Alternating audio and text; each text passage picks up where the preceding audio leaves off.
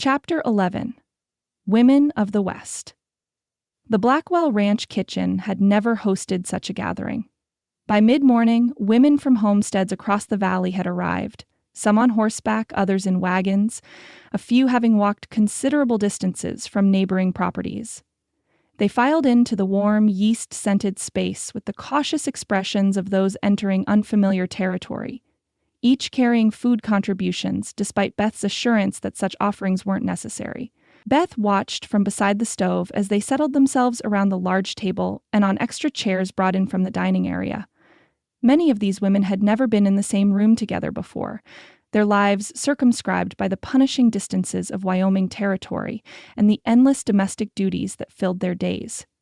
Yet, her letters had brought them here, curiosity mingling with concern in their varied faces.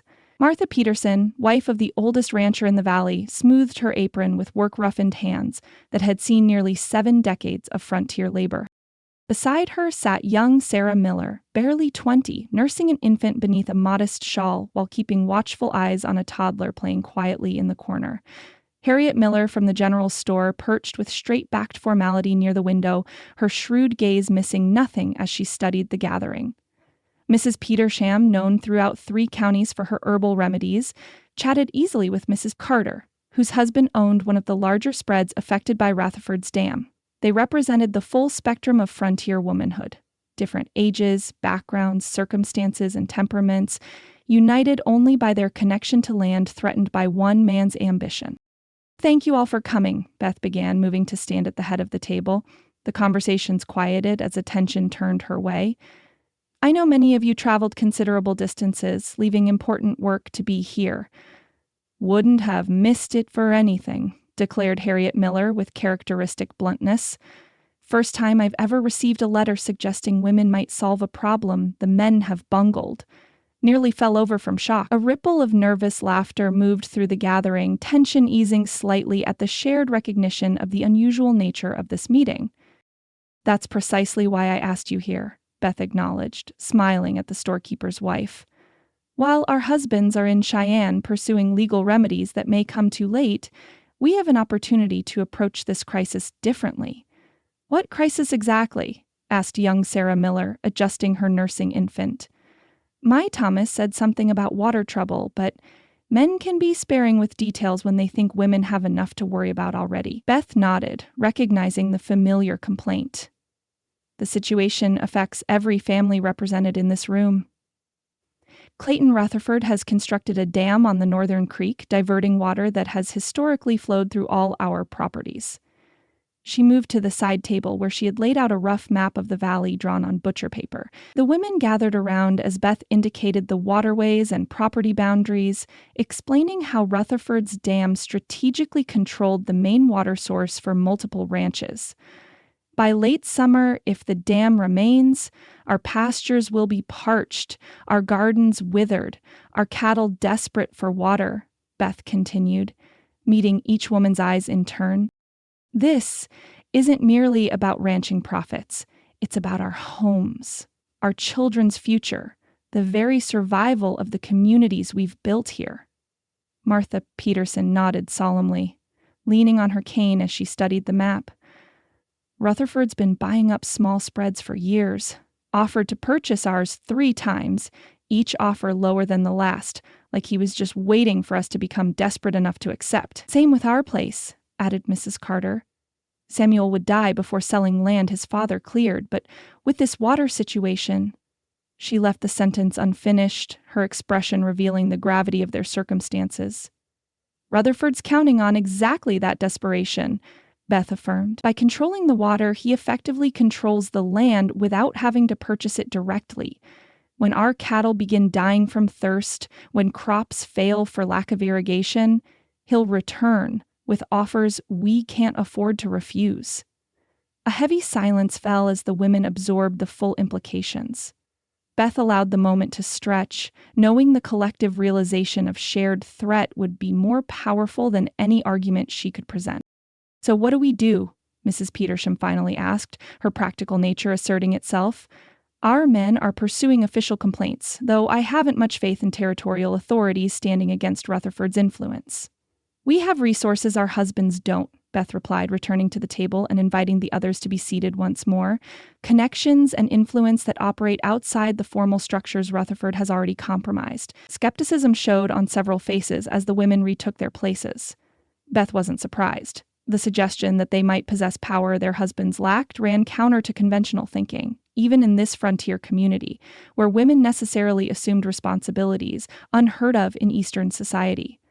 What sort of influence could we possibly have against a man like Rutherford? Young Sarah Miller asked, voicing the doubt evident in many expressions. He has money, political connections, armed men guarding his property. Yet he remains dependent on this community in ways he likely never considers, Beth countered. Mrs. Petersham, who provides medicines when Rutherford's ranch hands fall ill? The older woman straightened slightly. They send for me, same as everyone else. Their cook had pneumonia last winter. I treated him for 3 weeks. Beth nodded. Harriet, does the Rutherford Ranch purchase supplies from your husband's store? Weekly orders, Harriet confirmed, a speculative gleam entering her eyes as she began to understand Beth's direction. Largest account we have, everything from coffee to horseshoe nails. Mrs. Carter, Beth continued, who supplies beef to the territorial offices where Rutherford curries his political favor? Samuel's herds, Mrs. Carter replied, her expression sharpening with interest. Has the contract for Cheyenne government buildings 3 years running? Beth smiled as understanding dawned across the gathered faces. Rutherford sees himself as independent, above the needs and concerns of smaller operations. But he relies on our community in 100 ways he never acknowledges. If that community support were to become conditionally available? You're suggesting we use our positions to pressure Rutherford? Martha Peterson's wizened face broke into an unexpected grin. Lord have mercy, that's a delicious thought. Been wanting to give that man a piece of my mind for years. Not confrontation, Beth clarified quickly. Subtle pressure, applied through the everyday interactions he takes for granted.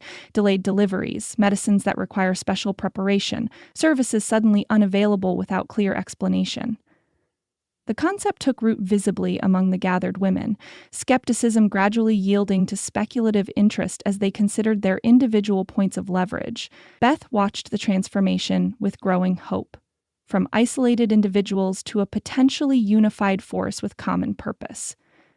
This would require coordination, Harriet Miller observed, practical as always. Isolated actions won't have sufficient impact. Precisely why we're gathered here, Beth agreed. Together, we can develop a strategy that employs each woman's particular position while maintaining plausible deniability. Nothing that could be construed as deliberate obstruction, merely the unfortunate coincidence of multiple inconveniences affecting Rutherford's operations simultaneously. Mrs. Petersham chuckled, the sound unexpectedly youthful from the gray-hailed woman, like when my grandmother's cow stopped giving milk whenever that peddler who cheated her came through town. Just one of those mysterious things, she'd say, sweet as pie, while the man went without cream for his coffee. Laughter rippled through the gathering, the shared amusement creating connection where uncertainty had prevailed minutes earlier. Beth felt the atmosphere shift as the women began considering their individual contributions to a collective strategy. My Joseph drives the mail wagon through Rutherford territory, offered a quiet woman who had remained silent until now. Delivers correspondence from Cheyenne twice weekly. The laundress who handles Rutherford's linens attends my church social, added another. She's mentioned how particular he is about his shirts being just so. Ideas flowed with increasing animation, each suggestion building on previous ones as the women recognized their interconnected influence. Beth guided the conversation with subtle direction, helping shape a coordinated approach while ensuring each woman contributed according to her particular circumstances and abilities. By noon, skepticism had transformed to determined resolve. These women, accustomed to working in isolation, solving problems with whatever resources lay at hand, recognized in their collective action a power that transcended their individual limitations. While our men debate legal remedies in Cheyenne, Beth summarized as their planning concluded, we'll begin implementing these measures immediately. Rutherford believes he faces only conventional opposition from predictable quarters. He'll never anticipate resistance from directions he considers irrelevant to his calculations. Martha Peterson thumped her cane emphatically against the floorboards. Been underestimating women his entire life, I'd wager. About time that particular chicken head came home to roost. As the gathering prepared to disperse, Beth felt a curious sense of integration she hadn't experienced since arriving in Wyoming. For months, she had maintained careful separation between Elizabeth Hawthorne's political convictions and Beth Collins's frontier existence. Now, those identities were merging in purpose, if not in name. Her Eastern education and experience with organized resistance finding practical application in defense of the Western community she had come to value. She was no longer merely Elizabeth Hawthorne in hiding, nor simply Beth Collins playing a role. She had become Beth Blackwell in truth, fighting not for abstract principles but for her home, her neighbors, her shared future in this challenging land. The transformation brought unexpected peace amid crisis. Whatever resolution awaited their conflict with Rutherford, Beth had found her authentic self in this unlikely place, among these remarkable women of the West. Clayton Rutherford's office occupied the southwest corner of his imposing ranch house, its large windows offering commanding views of both his manicured grounds and the distant mountains beyond. The room reflected its owner's personality, everything precisely arranged for maximum impression of power and control. A massive oak desk dominated the space, its surface bearing neat stacks of correspondence and legal documents. Behind it hung a large map of Wyoming territory, certain properties outlined in red ink, properties Rutherford intended to acquire, by whatever means necessary. He stood before this map now, satisfaction evident in his posture as he traced the boundaries of his expanding empire. The previous day's visit to Cheyenne had confirmed what he already knew. Territorial officials would delay any water rights hearings until long after the summer drought had done its work. By then, the smaller ranchers would be desperate to sell at whatever price he offered, their legal complaints rendered moot by economic necessity. A knock at the door interrupted his contemplation. "Enter," he called, not turning from the map. His foreman, Lewis, stepped into the office, removing his hat with the awkward deference of a man more comfortable on horseback than in such refined surroundings. "Report from the dam site, Mr. Rutherford. Works proceeding as planned. Should have the reinforcements completed by sundown." Rutherford nodded approval. "And our neighboring ranchers?" "Left for Cheyenne at dawn, just as expected. Nearly every man from the affected properties, Carter, Blackwell, Peterson, the Miller brothers, traveling together, making quite a show of united purpose." Lewis's tone conveyed appropriate derision for such futile efforts. "Predictable," Rutherford commented, finally turning from the map. "While they waste time appealing to officials, already in my pocket, we'll strengthen our position here. By the time they return, the dam will be virtually impregnable without explosives or heavy equipment, neither of which they possess." He moved to his desk, satisfaction warming his voice as he considered the elegant simplicity of his strategy. Let the ranchers exhaust themselves pursuing conventional remedies. By the time they realized the futility of legal channels, drought would have weakened their resources beyond recovery. "There is one unusual development, sir," Lewis added, shifting his weight uncomfortably. Rutherford looked up sharply, disliking the interruption to his moment of triumph. "What development?" Richards was watching the main road as instructed. "Reports unusual activity at the Blackwell Ranch." Lewis hesitated before continuing. "Women gathering there, from all over the valley, arriving on horseback, in wagons, at least a dozen by his count." "Women?" Rutherford repeated, momentarily confused by this unexpected information. "What business would bring women together with their men away?" "Richards couldn't say, sir. Just observed them arriving throughout the morning. Blackwell's wife greeting them at the door." Rutherford's expression darkened as he considered this peculiar gathering. Under normal circumstances, he would dismiss any assembly of frontier women as inconsequential. Quilting bees or recipe exchanges or whatever domestic trivialities occupied their limited attention. But the timing, coinciding precisely with their husband's absence, suggested something more coordinated. And then there was the matter of Mrs. Blackwell herself. or rather, Elizabeth Hawthorne, if his investigation had yielded accurate information. A woman known in Boston circles for organizing political resistance, now hosting a gathering of neighboring women while their husbands pursued fruitless legal appeals in Cheyenne. Mrs. Blackwell may be more dangerous than her husband, he mused aloud, tapping his fingers thoughtfully against the polished desk surface. If she's brought her Eastern radical tendencies west with her false identity. Lewis looked confused by this reference, but knew better than to request explanation for his employer's cryptic statement. Send Parker and Wilson to observe the Blackwell Ranch, Rutherford instructed after a moment's consideration. Discreetly, I want to know when these women depart and in which directions they travel, but they are not to interfere or make their presence known. The foreman nodded, clearly relieved to have straightforward instructions. Yes, sir. Anything else? Rutherford considered briefly. Have someone ride to town. I want to know if Mrs. Miller is absent from the general store today, and inquire whether Mrs. Petersham has canceled any of her usual patient visits. Lewis's brow furrowed at these seemingly unrelated requests, but he nodded compliance. Right away, Mr. Rutherford. After the foreman's departure, Rutherford returned to the window, his previous satisfaction dimmed by this unexpected development. He had anticipated and prepared for conventional opposition, legal appeals, perhaps even direct confrontation from the male ranchers. But women organizing while their men were absent represented an unforeseen variable in his calculations.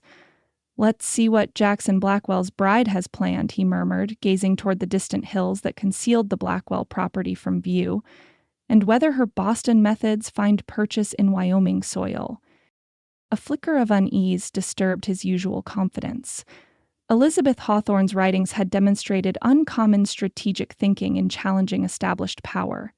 If she had maintained those abilities beneath her rural disguise, if she were now applying that intelligence to his water rights maneuver, Rutherford dismissed the concern with deliberate effort. Whatever scheme these frontier women might attempt under Elizabeth Hawthorne's direction, it could hardly match the comprehensive strategy he had implemented.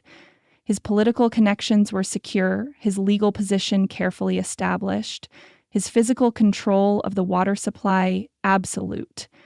Let them gather and plot, their husbands would return from Cheyenne empty-handed. And whatever minor inconveniences their wives might orchestrate would prove ultimately futile against the inexorable logic of drought and financial pressure.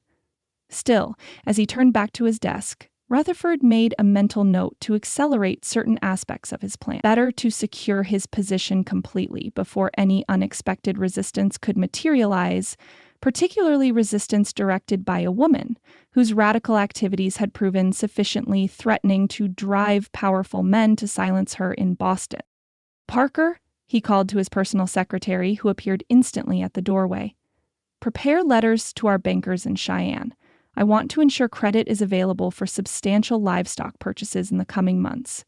And draft a notice to the territorial newspaper announcing expansion of the Rutherford Ranch employment opportunities. We'll need additional hands when we acquire the neighboring properties. The calm certainty in his voice concealed the faint unease that lingered in his mind. Better to proceed as if success were already assured, as indeed it would be, regardless of what desperate measures these women might attempt. Wyoming territory was a man's domain, governed by men's rules and men's power. Whatever influence Elizabeth Hawthorne might have wielded in Eastern salons, she would find the frontier far less susceptible to female manipulation, or so Clayton Rutherford assured himself as he returned to his correspondence, deliberately pushing thoughts of the women's gathering from his mind. The afternoon sun beat down mercilessly as Beth led the procession of women along the northern creek bed toward Rutherford's dam. Mounted on her chestnut mare, she maintained a steady pace despite the butterflies dancing in her stomach. Behind her stretched a line of determined women on horseback and in wagons. An unlikely army in calico and sunbonnets, armed with determination rather than fire. Martha Peterson rode in a wagon driven by Mrs. Petersham, her aged body too frail for horseback, but her spirit fierce as she directed younger women in the proper packing of tools. Sarah Miller had left her children with a neighbor's daughter, her usually gentle face set with uncharacteristic resolve as she balanced a coil of rope across her saddle. Harriet Miller had closed the general store, an unprecedented action in itself, to join their expedition, bringing supplies she'd quietly put aside over the past weeks. "Quite a sight we must make," Mrs. Carter observed, urging her horse alongside Beth's. "Never thought I'd see the day when the women of Bitter Creek Valley rode out like an army." "Desperate times," Beth replied, though she couldn't help smiling at the image they presented. "Besides, we're not an army, just concerned citizens exercising our water rights." "With pickaxes and shovels?" Mrs. Carter asked dryly, nodding toward the tools lashed to several saddles and wagons. "For inspection and potential maintenance of a disputed water structure," Beth responded primly, though her eyes sparkled with the same determined humor. "Nothing improper about that." As they rounded the final bend in the creek bed, Rutherford's Dam came into view, a substantial structure of timber, stone, and packed earth that spanned the entire waterway. Behind it, water had collected into a sizable reservoir, while below it, the creek bed lay mostly dry, with only a pathetic trickle seeping through by design. Beth raised her hand, signaling the procession to halt. 4 men lounged near the dam's edge. Rutherford's guards, clearly visible, with rifles propped nearby but currently engaged in a lazy card game in the shade of a hastily erected canvas shelter. They looked up with mild curiosity at the approaching women, their expressions shifting to bemused surprise as they registered the unusual assembly. "Remember the plan," Beth said quietly to the women nearest her. "Groups of 3, each with specific tasks. Maintain calm, pleasant conversation, regardless of provocation. We're simply concerned citizens examining a water structure that affects our homes and livelihoods." She urged her horse forward, approaching the guards with a pleasant smile that betrayed nothing of her racing heart. The lead guard, Lewis, she recalled from their previous encounter, rose to his feet, his expression wavering between confusion and amusement as he took in the procession of women now spreading out along the creek bank. "Afternoon, ladies," he called, touching the brim of his hat with mock politeness. "Seems you've taken a wrong turn. This here's Rutherford property." "Good afternoon, Mr. Lewis," Beth replied cheerfully, dismounting with fluid grace. "We're well aware of our location. The water in this creek, however, belongs to all properties it crosses, according to territorial water rights law." Lewis's bemused expression faltered slightly as other women began dismounting, unpacking baskets and tools with businesslike efficiency. "Mr. Rutherford has approval for this water conservation structure," he said, his tone hardening. "You ladies should turn around and head home before your husbands return from Cheyenne." "How thoughtful of you to worry about our domestic arrangements," Mrs. Petersham responded with grandmotherly sweetness, supervising the unloading of her wagon. "But our husbands are quite comfortable with our activities. In fact, they encouraged our interest in water management." The other guards had risen now, exchanging uncertain glances as women spread out around the dam site with apparent purpose. Beth noticed their confusion with private satisfaction. Rutherford's men had been prepared for confrontation with armed ranchers, not a peaceful assemblage of their wives and mothers. "Now, see here," Lewis began, his authoritative tone undermined by visible uncertainty. "You can't just—" "Mr. Lewis, you must be parched in this heat," interrupted Harriet Miller, approaching with a basket over her arm. "I've brought fresh lemonade and my apple tarts. The ones your wife mentioned were your particular favorite." She smiled with calculated charm. "Perhaps you and your men would enjoy some refreshment while we examine this interesting structure." The strategic diversion worked perfectly. 2 of the younger guards immediately gravitated toward the offered food, hunger and courtesy temporarily overriding their vigilance. Lewis remained suspicious, but found himself drawn into conversation with Harriet and Mrs. Carter, who peppered him with questions about the dam's construction while keeping themselves positioned between him and the main activity now unfolding along the structure. Beth moved quickly to the dam itself, her practiced eye assessing its construction. During her sleepless night preparing for this confrontation, she had reviewed engineering principles from books she'd studied in her father's library. Texts on irrigation systems and water management that had once seemed merely intellectually interesting, now providing practical guidance. "Here," she said quietly to Sarah Miller and 2 other women who joined her, "see how the main support beams are positioned? The pressure point is here, where the water level is highest behind the timbers. If we remove these supporting rocks and loosen the packed earth around them, with calm precision, Beth directed small teams of women to key structural points she'd identified.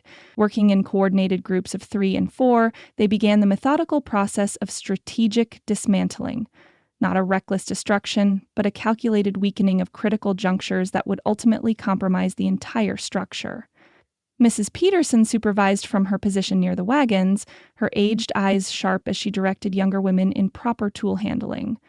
"Leverage, girl, leverage," she instructed a young ranch wife struggling with a particularly stubborn stone. "Let the bar do the work, not your back. My husband built irrigation systems for 40 years. It's all about working smarter, not harder."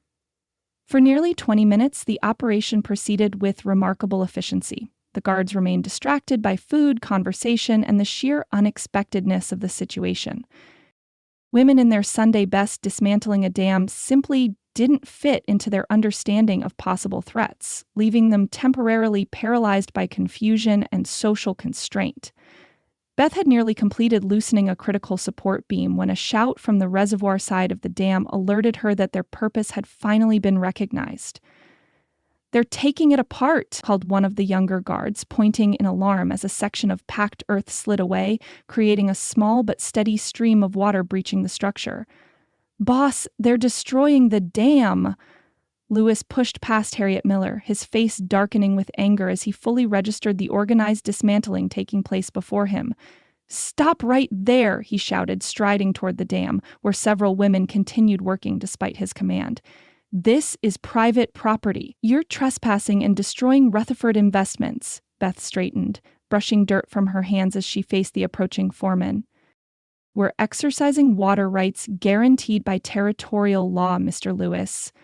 This dam illegally diverts water from properties that have established historical usage rights." "Get away from there, all of you," Lewis demanded, reaching for the rifle he'd left propped against a tree. The other guards followed suit, though Beth noted their evident discomfort at pointing weapons toward women from their community. The women paused in their work, exchanging uncertain glances. This moment of confrontation had been anticipated in their planning, but the reality of armed men threatening them tested even the bravest nerves. Lewis raised his rifle toward the sky and fired a warning shot that echoed through the valley. "Next one won't be in the air," he threatened, though his voice lacked conviction. "Mr. Rutherford's given strict orders to protect this dam." Instead of retreating, as expected, Martha Peterson's crackly voice rang out from her position near the wagons. "Samuel Lewis, I changed your diapers when you were no bigger than a minute. You pointing that rifle at me and these women?" A ripple of suppressed laughter moved through the group as the foreman's face flushed with embarrassment. But he maintained his stance, rifle now lowered to a more threatening position, though not directly aimed at any particular woman. "This isn't a social call, Mrs. Peterson. This is business. You ladies need to mount up and ride out before things get ugly." Beth stepped forward, placing herself deliberately between Lewis and the women continuing to work on the dam's weakened sections. Water was now flowing through several breaches, the structural integrity beginning to fail precisely as she had calculated. "Would you murder a woman in cold blood, Mr. Lewis?" she asked, her voice carrying clearly to everyone present. "In front of witnesses? For exercising water rights guaranteed by territorial law?" Lewis's expression wavered, indecision evident in his stance. "Nobody's talking about murder," he muttered, though his rifle barrel dipped further toward the ground. "Then what precisely are you threatening?" Beth pressed, taking another step toward him. "To physically assault respectable wives and mothers? To drag them forcibly from a water source their families depend upon? To imprison them for maintaining access to what legally belongs to their properties?" She gestured around at the assembled women, many of whom Lewis had known his entire life, who had nursed his children, prepared food for his family during hard times, attended the same church services every Sunday. "Consider very carefully what actions you're prepared to take, Mr. Lewis, and what consequences would follow." The impossible position became suddenly clear to Rutherford's foreman. Any violence against these women would create a scandal that would reverberate throughout the territory. Even Rutherford's political connections couldn't shield him from the outrage that would follow armed men assaulting respected community women. Behind Beth, the strategic dismantling continued with quiet determination. A significant breach had developed near the center of the dam, water now flowing freely through the opening with increasing force as the pressure behind it grew. "Mr. Rutherford will have you all arrested," Lewis threatened, though his tone lacked conviction. "Destruction of property, trespassing?" "We'll be happy to address those charges in court," Beth countered smoothly, "where we can also present evidence of illegal water diversion, violation of established usage rights, and deliberate creation of drought conditions to force property sales. I imagine the territorial newspapers would find such a case fascinating. Armed men threaten women protecting their water. Makes for a compelling headline, doesn't it?" Lewis's gaze shifted to the dam, where a major support beam had just given way, with a crack audible even over the increasing rush of water. The structure was now failing rapidly, the women's strategic weakening allowing water pressure to complete what they had begun. "You ladies have no idea what you're doing," he said desperately, watching as the dam began to crumble in earnest. "That water's going to—" "Actually, we know precisely what we're doing," Beth interrupted. "Mrs. Peterson's husband built irrigation systems throughout this valley for 40 years. Mrs. Miller's father was a civil engineer before coming west, and she smiled with deliberate sweetness, "I've read extensively on water management principles." A thunderous crack echoed through the valley as the primary supports gave way. Women scrambled back from the structure, gathering their tools as water surged through the rapidly expanding breach. The dam wasn't collapsing catastrophically. Beth had been careful to ensure controlled failure rather than dangerous collapse. But its effectiveness was decisively ended as creek water reclaimed its natural course. Lewis and his men watched in helpless frustration as the natural failure of Rutherford's dam released the imprisoned water, sending it flowing once more toward the properties downstream that depended upon it. "Mr. Rutherford will hear about every woman present," Lewis threatened, a final desperate attempt to salvage something from the situation. "Oh, we're counting on that," Harriet Miller replied pleasantly, packing up the remains of her lemonade and tarts. "In fact, we've prepared a detailed letter explaining our civic interest in proper water management, with all our signatures. We'll be sending copies to the territorial governor and newspaper editors in Cheyenne and Denver as well. Public interest in water rights is so important, don't you agree?" Faced with complete defeat, Lewis could only watch as the women calmly packed their tools and supplies, mounting horses and wagons with the satisfied expressions of those who had completed a difficult but necessary task. The dam now stood, partially demolished, water flowing freely through multiple breaches that would be nearly impossible to repair before the ranchers returned from Cheyenne. "Ladies," Beth called, mounting her horse with calm dignity, "our work here is complete. I believe we all have homes to return to."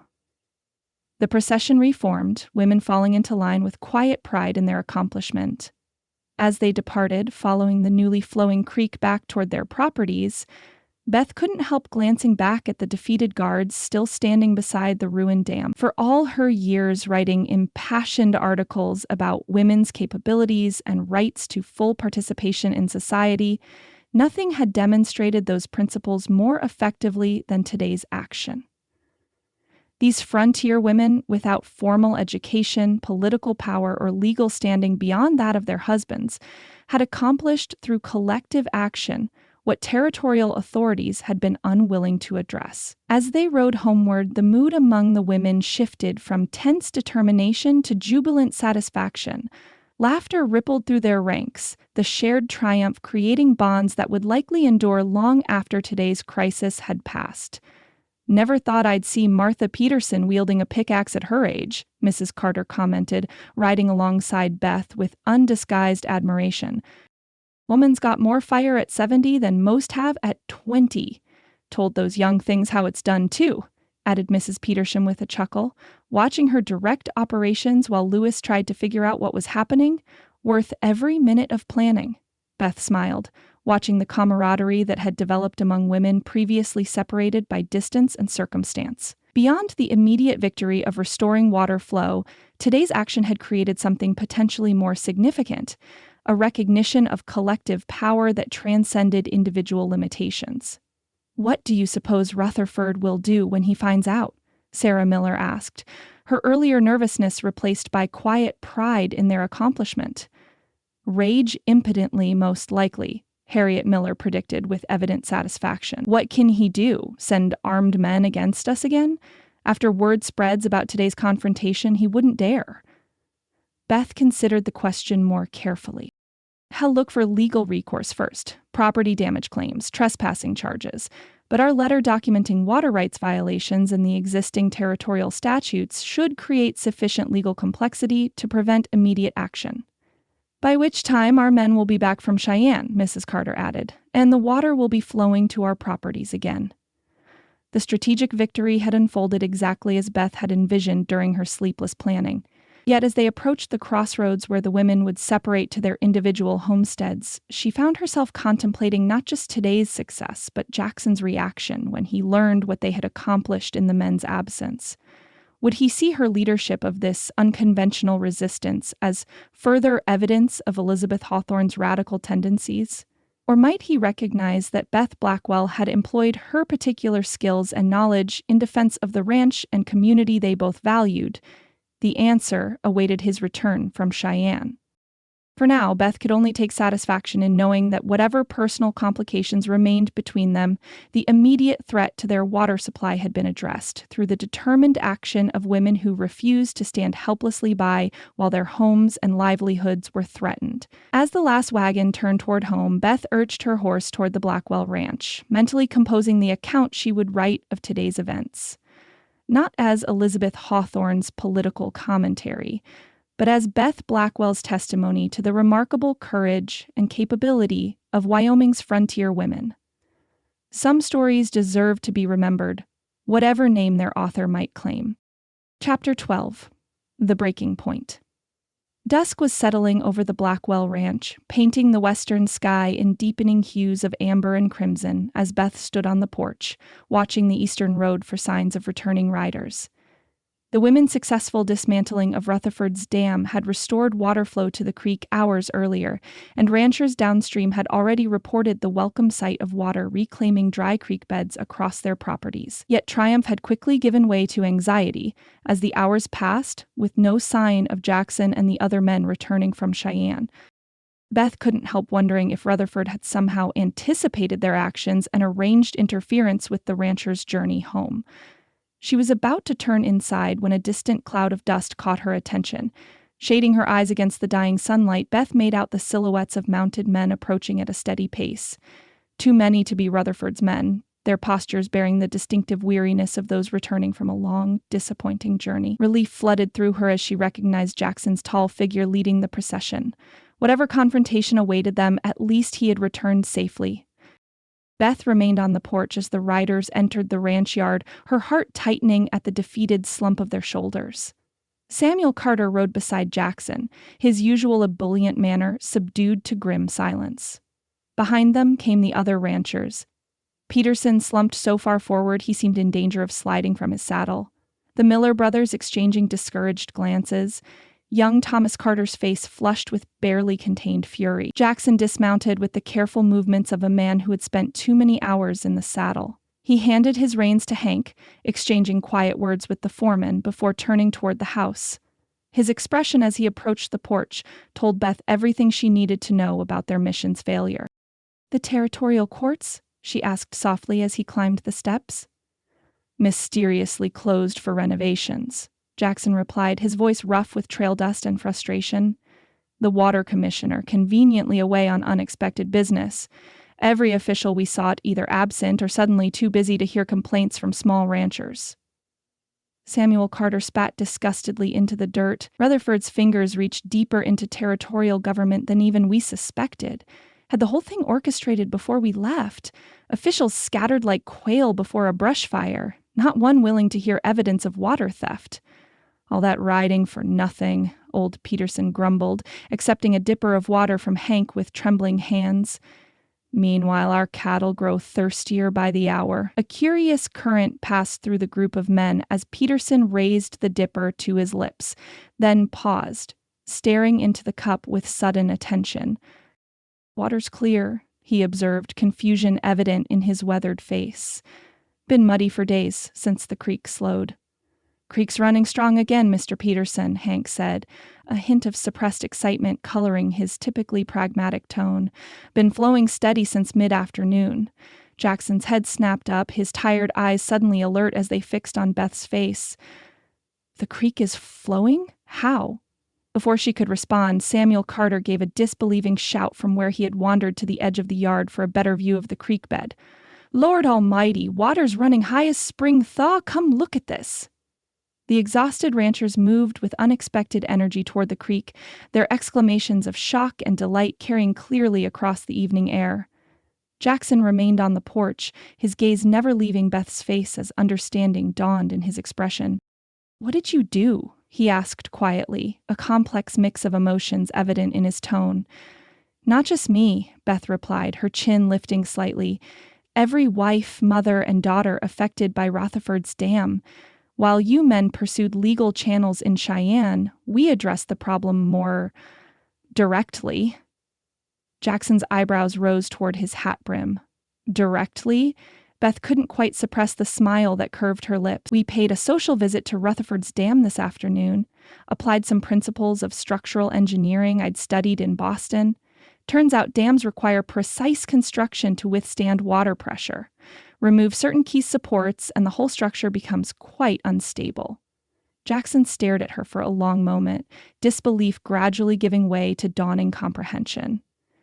"You're telling me that you and the other women dismantled Rutherford's dam while his men were guarding it? They seemed quite uncertain how to handle a group of respectable frontier women exercising their water rights," Beth confirmed, unable to keep a note of pride from her voice. "Particularly when those women brought lemonade and apple tarts to share while examining the interesting water structure on their creek." A bark of surprised laughter escaped Jackson before he could suppress it. "Rutherford's men let you take apart his dam while they watched?" "They objected eventually," Beth admitted. "Mr. Lewis even fired a warning shot. But as I explained to him, threatening violence against community women would create a scandal even Rutherford couldn't survive, especially with so many witnesses present." The ranchers were returning from the creek now, their faces transformed with the astonishment of men witnessing a miracle. Samuel Carter approached the porch, shaking his head in wonder. "Your wife says the women took down Rutherford's dam?" Jackson informed him, his voice still carrying a note of disbelief. Carter turned to his own wife, who had emerged from the house with several other women who had participated in the afternoon's activities. "Margaret, is this true?" Mrs. Carter straightened her shoulders, meeting her husband's shocked gaze with serene confidence. "Somebody had to do something while you men were off talking to empty offices in Cheyenne. We decided waiting for legal remedies that might never come wasn't a practical approach." "My Martha, too?" Peterson asked, peering at his elderly wife, who stood with her cane in the doorway, satisfaction evident in her wizened features. "Directed the whole operation like a general," Mrs. Petersham informed him with evident admiration. "Knew exactly which supports would fail first once we weakened the right sections." The expressions on the men's faces as they absorbed this information might have been comical under different circumstances. Shock giving way to disbelief, then reluctant admiration as they realized their wives had accomplished what they had failed to achieve through conventional channels.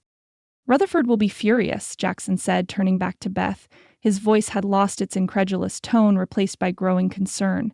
"His dam represented significant investment and strategic advantage. He won't let this stand without response." "We're counting on his response," Beth replied calmly. "Every action he takes now occurs in the context of having threatened violence against respectable women protecting their legal water rights. A situation we've documented in letters already sent to several newspaper editors throughout the territory."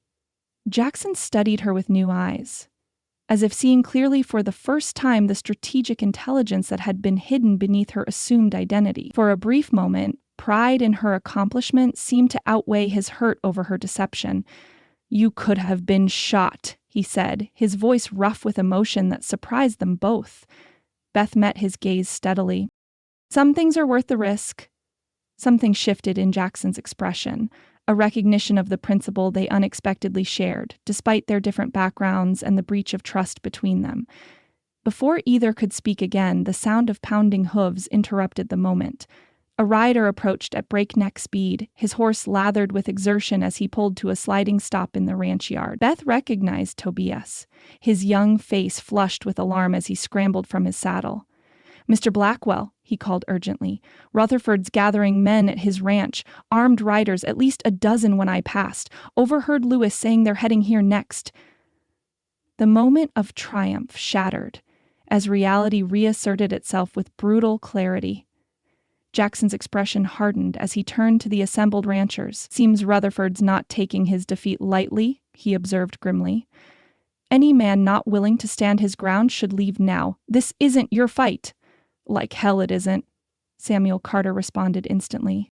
"That damn threatened all our lands. He comes after you for its destruction. He comes after all of us."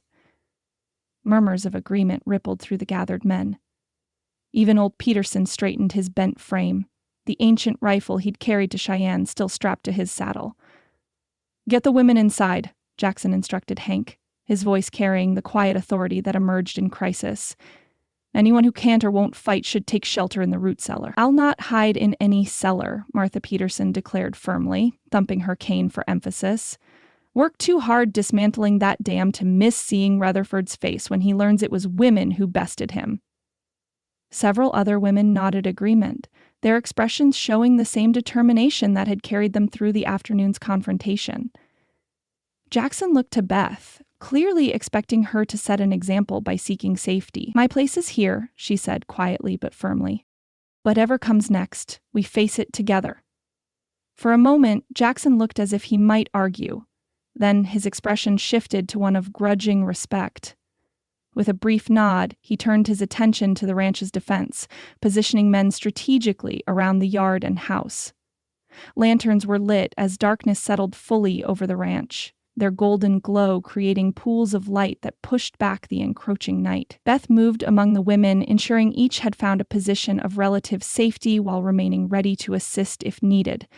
Several, she noted with approval, had armed themselves with rifles or shotguns from their wagons. Frontier women, accustomed to defending hearth and home when necessity demanded, the distant rumble of approaching horses reached them before riders appeared, a thunder of hooves that grew steadily louder until Rutherford and his men emerged from the darkness into the lantern light. They formed an imposing line across the ranch yard entrance, rifles clearly visible across saddles.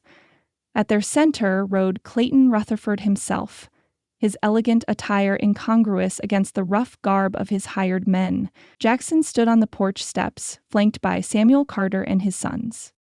Behind them, the other ranchers had positioned themselves in a loose defensive formation, outnumbered but determined to protect what was theirs.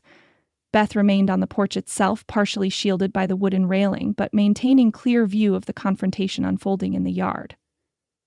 "Blackwell," Rutherford called, his cultivated voice carrying easily across the tense silence. "I believe you and I have a matter to discuss regarding criminal damage to my property. Seems to me we're discussing water rights that affect every ranch in this valley," Jackson replied evenly, making no move toward the weapons within easy reach. "Rights Rutherford Ranch disregarded when damming the creek that feeds our properties." Rutherford's smile contained no warmth whatsoever. An interesting legal argument, one that might have been worth exploring through proper channels. Instead, you chose destruction of private property, a criminal act that will have serious consequences. "Interesting, you should mention legal channels," Samuel Carter interjected, "considering how efficiently you arranged for territorial officials to be unavailable when we traveled to Cheyenne." "I have no control over governmental scheduling," Rutherford replied smoothly, "though I'm pleased my associates were able to inform me of your wives' activities during your absence." "Most illuminating." His gaze swept past Jackson to where several women remained visible on the porch and near the house. The controlled anger in his expression sent a chill through Beth despite the warm evening air. "I've been tolerant of your resistance," Rutherford continued, focusing again on Jackson. "Made generous offers for properties that will inevitably come under my control regardless. But today's actions have exhausted my patience." He straightened in his saddle, his voice taking on the formal cadence of rehearsed declaration. "Here's what happens now.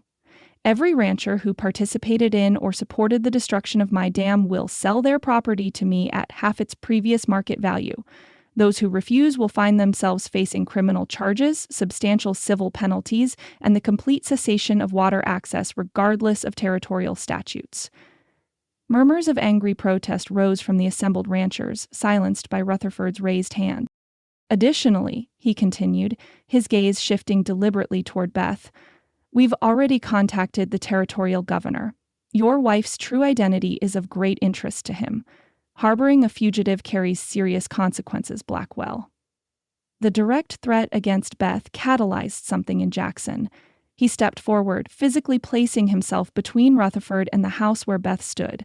My wife's name is Elizabeth Blackwell, he declared, his voice ringing clearly through the night air, loud enough for all present to hear. Whatever she might have been before, she's a Wyoming rancher's wife now, and this is her home. The public declaration, not just acknowledgement of her true identity, but explicit claiming of her as his wife, regardless of her past, struck Beth with unexpected force. After weeks of strained distance following his discovery of her deception, Jackson was now publicly placing himself between her and danger, affirming her place at his side despite everything that had transpired between them.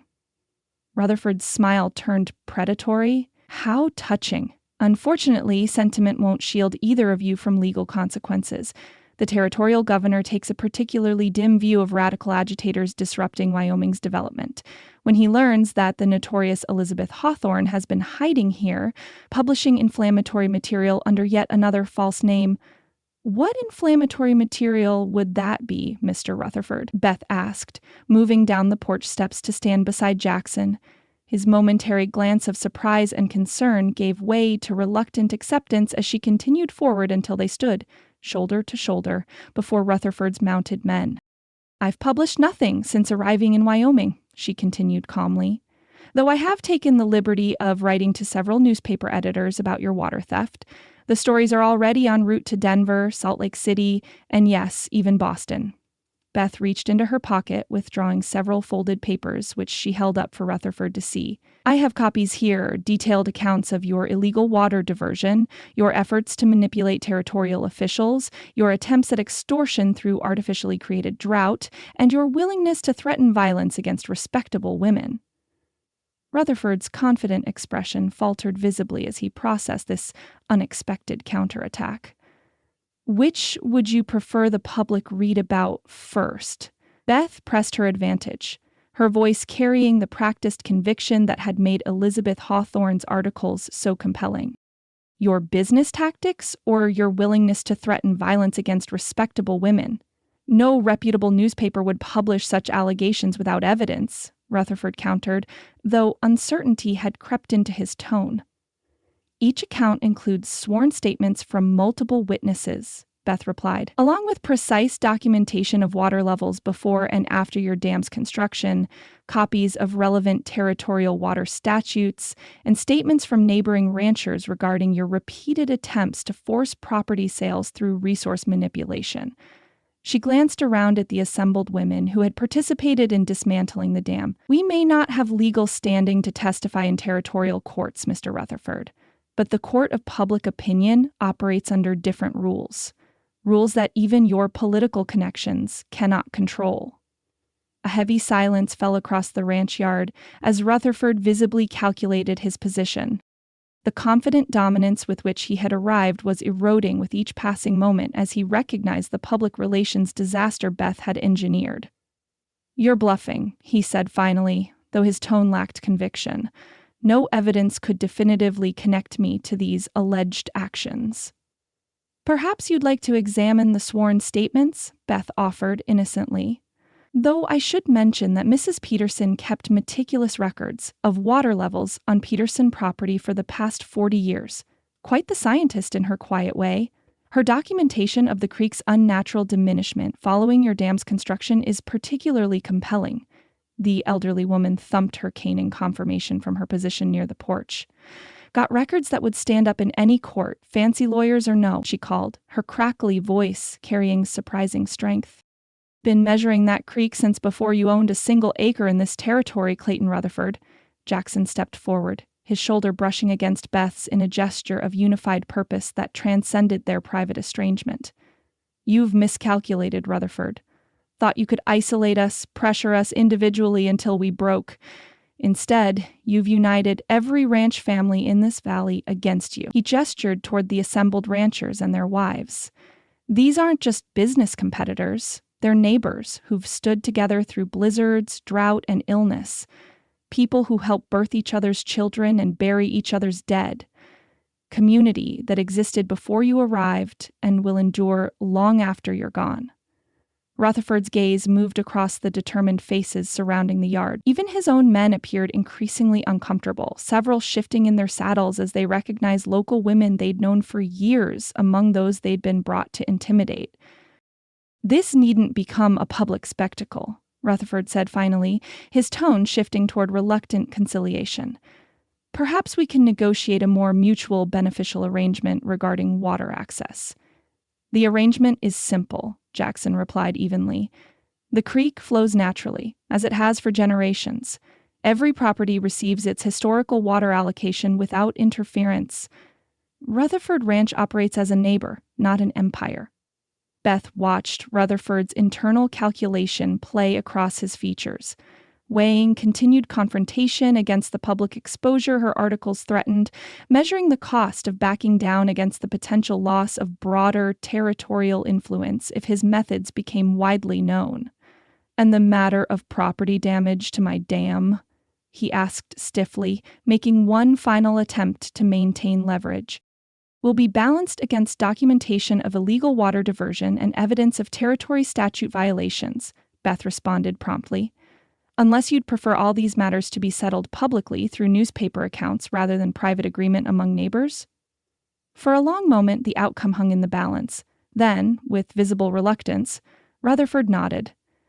"I'll have my lawyer draft an agreement regarding equitable water usage," he conceded, the words clearly bitter on his tongue. "To be presented within the week." "We'll review it collectively," Samuel Carter added, moving to stand beside Jackson and Beth. "Every affected ranch represented in the final terms." Rutherford's jaw tightened at this further erosion of his control, but he offered no argument. With a curt gesture to his men, he wheeled his horse around. "This discussion isn't concluded," he warned, unable to resist a final attempt to salvage his dignity. "Merely postponed until cooler heads can address these matters properly." "We'll look forward to receiving your proposed agreement," Jackson replied evenly, his tone making it clear he recognized the retreated but undefeated nature of their opponent. As Rutherford and his men rode away, their dark silhouettes gradually swallowed by the night, a collective exhalation seemed to pass through the gathered ranch families. Tension drained from rigid shoulders, white-knuckled grips on weapons relaxed, and the first tentative smiles of relief appeared on faces that moments before had been set for confrontation. "Well, I'll be damned," Samuel Carter breathed, shaking his head in wonderment. "Never thought I'd see Clayton Rutherford back down from anything." "Wasn't prepared to face the women," his wife observed with quiet satisfaction. "Men like him never consider us in their calculations, which makes us the perfect unexpected weapon."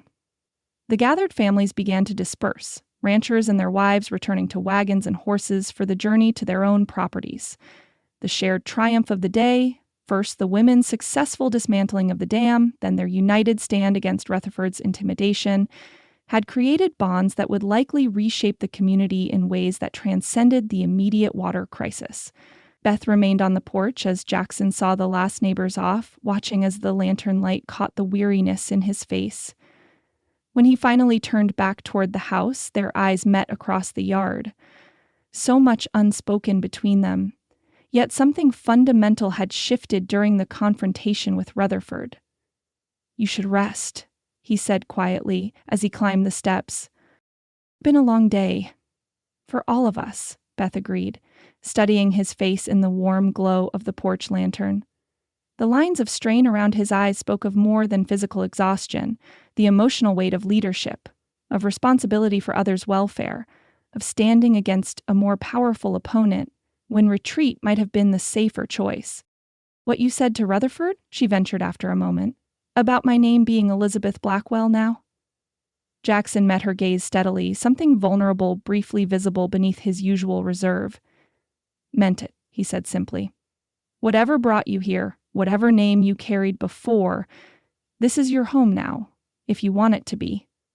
The quiet declaration hung in the air between them, not forgiveness exactly, but an acknowledgement of new reality that transcended past deceptions. Beth felt an unexpected tightness in her throat as she recognized the significance of what he offered, not the restoration of what had been damaged by her revealed identity, but the possibility of building something new that incorporated all of who she truly was. "I want that very much," she replied softly. For a moment longer they stood in silence, the gulf between them still present, but now bridged by this tentative new understanding.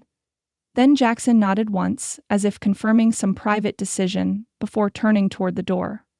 "Get some rest," he repeated, his voice gentle despite its gruffness.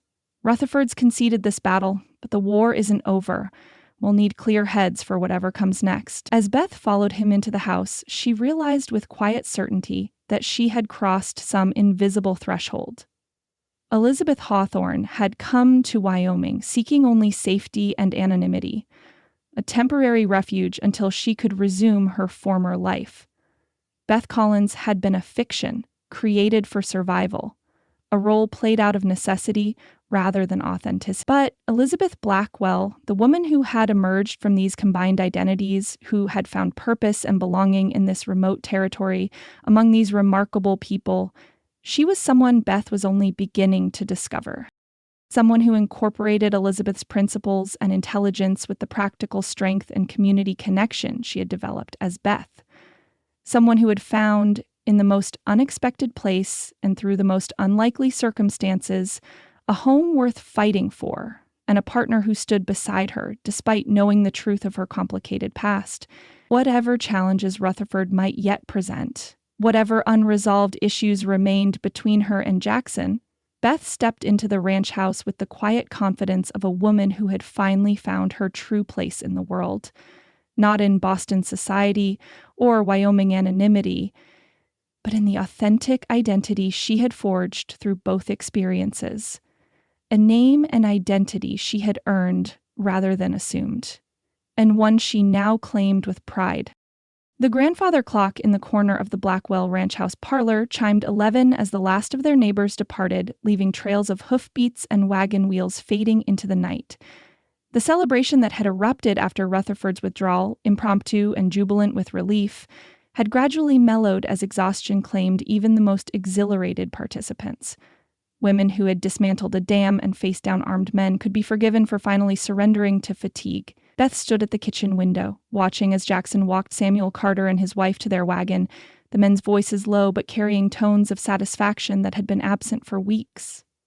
The Carters were the last to leave, and as their wagon rolled away, Beth felt a curious blend of triumph and uncertainty settle over her. The day's victories, the dam's dismantling, Rutherford's retreat, the community's unified stand, had temporarily overshadowed the personal breach between her and Jackson. Now, with the house falling into midnight quiet, the unresolved tensions between them resurfaced with uncomfortable clarity. Beth moved about the kitchen with practiced familiarity, putting away the remains of hastily prepared food and washing cups, while her mind churned with far weightier concerns. Jackson's public declaration still echoed in her memory. "My wife's name is Elizabeth Blackwell." Not forgiveness, perhaps, but a claiming, an acknowledgement that transcended her deception. The front door opened and closed softly as Jackson returned. Beth heard his footsteps pause in the parlor, then continue toward the kitchen where lamplight revealed her presence. He stood in the doorway for a moment, watching her methodical movements with an expression she couldn't quite interpret. "You should rest," he said finally, his voice carrying the rough edge of a man who had navigated too many emotions in too short a time. "Been a long day, nearly finished," Beth replied, continuing her task rather than meeting his gaze directly. The familiar domestic routine provided welcome structure amid the emotional uncertainty between them. Jackson moved to the stove, pouring the last of the coffee into a cup and leaning against the counter as he sipped the lukewarm liquid. The ordinary action in extraordinary circumstances struck Beth as somehow profoundly moving. This man, who had just faced down a powerful enemy, now standing in his kitchen, drinking coffee as if the world hadn't shifted on its axis hours earlier. "Carter thinks Rutherford will honor the agreement," Jackson observed after a moment.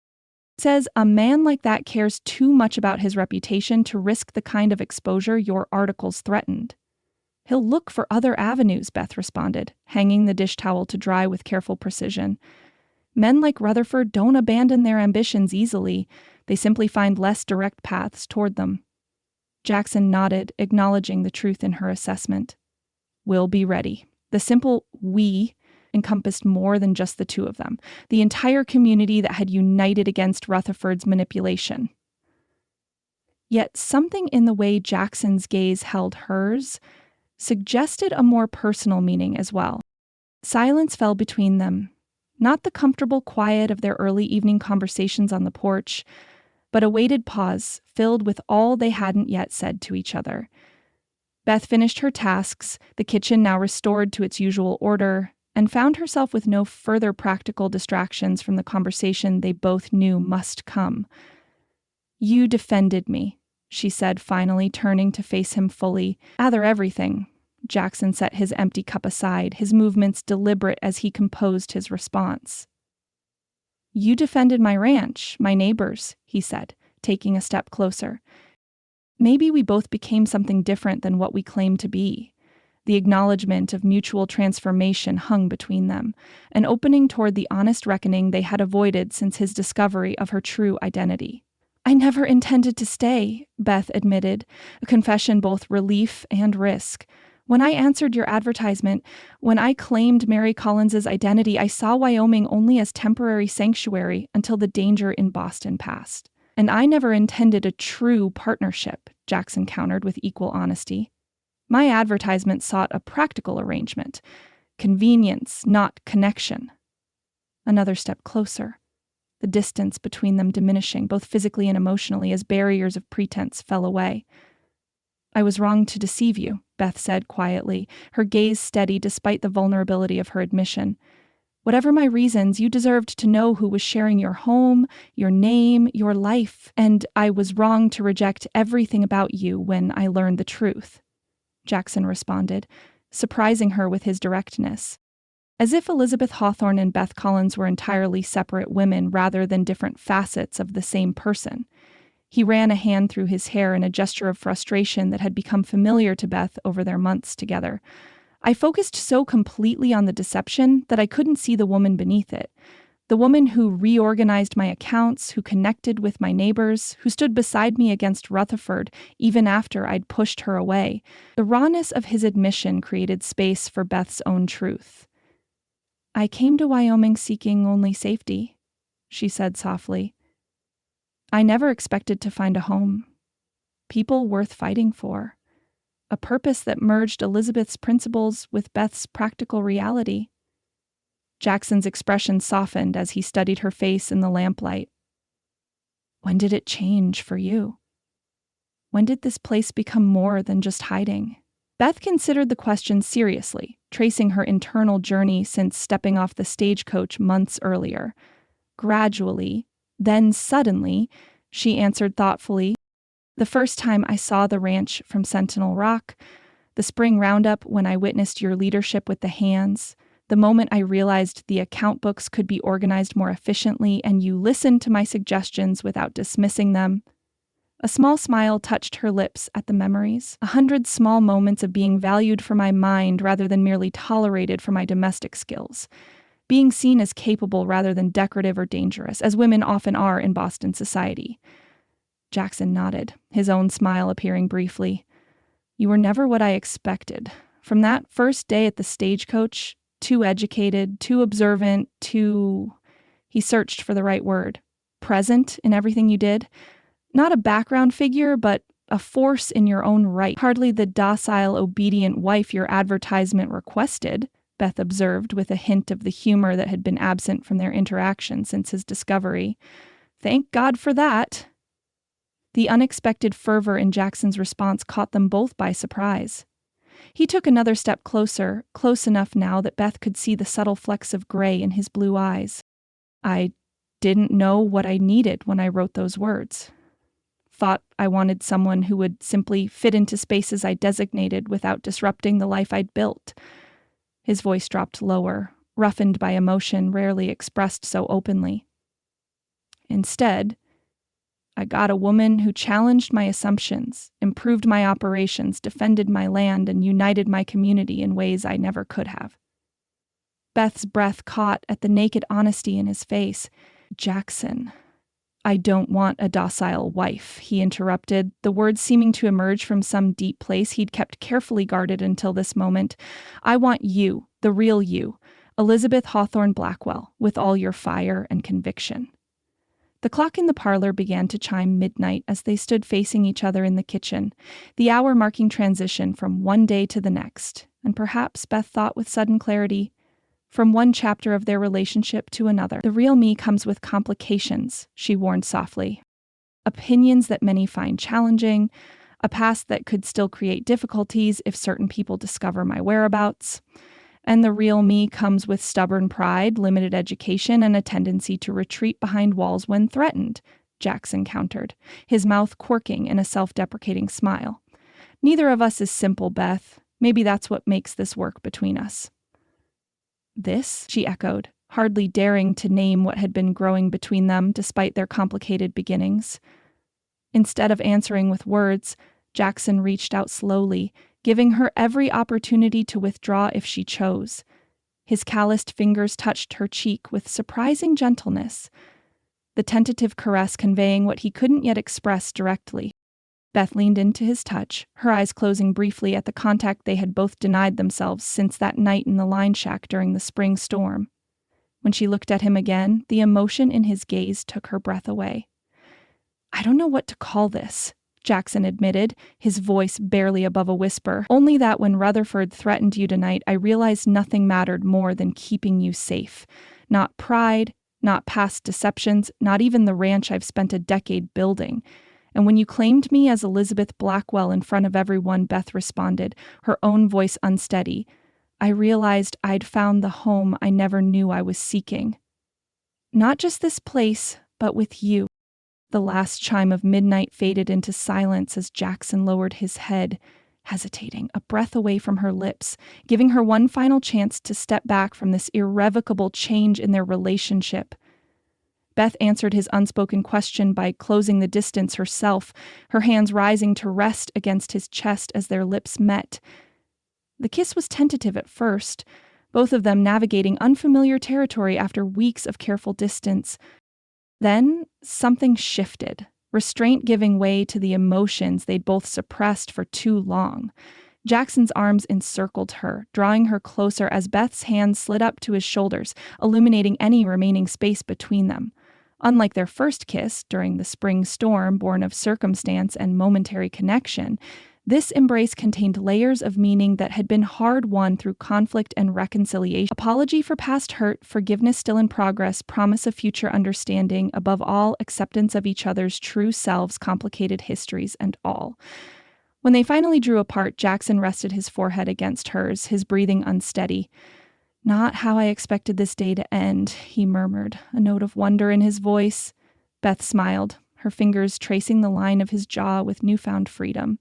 I think we've both learned to embrace the unexpected, she replied softly. It's brought us here, after all. Jackson lifted his head, studying her face in the lamplight as if memorizing its features anew. Elizabeth Hawthorne Blackwell, he said, trying her full name as if testing its sound.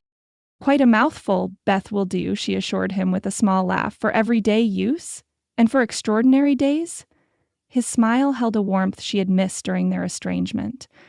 Beth considered the question, understanding its deeper meaning, acknowledging that some situations might call forth the full measure of who she was, including the parts of herself she had hidden for so long. For those, she answered thoughtfully, I suspect we'll both become whatever the moment requires. As we did today. Jackson nodded, recognition of their shared transformation evident in his expression. Neither was the person they had claimed to be when their arrangement began. His advertisement seeking domestic convenience, her response seeking temporary sanctuary. Instead, they had evolved into something neither could have anticipated: true partners, each strengthened rather than diminished by the other's unique capabilities.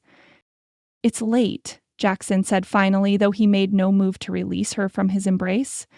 "And tomorrow will bring its own challenges." "Rutherford won't concede easily," Beth agreed, practical concerns temporarily asserting themselves through the emotional haze of reconciliation. "We should prepare for his next approach." "Together," Jackson affirmed, the simple word carrying layers of meaning beyond its immediate context. As they extinguished the lamps and moved upstairs, the familiar routine carried new significance.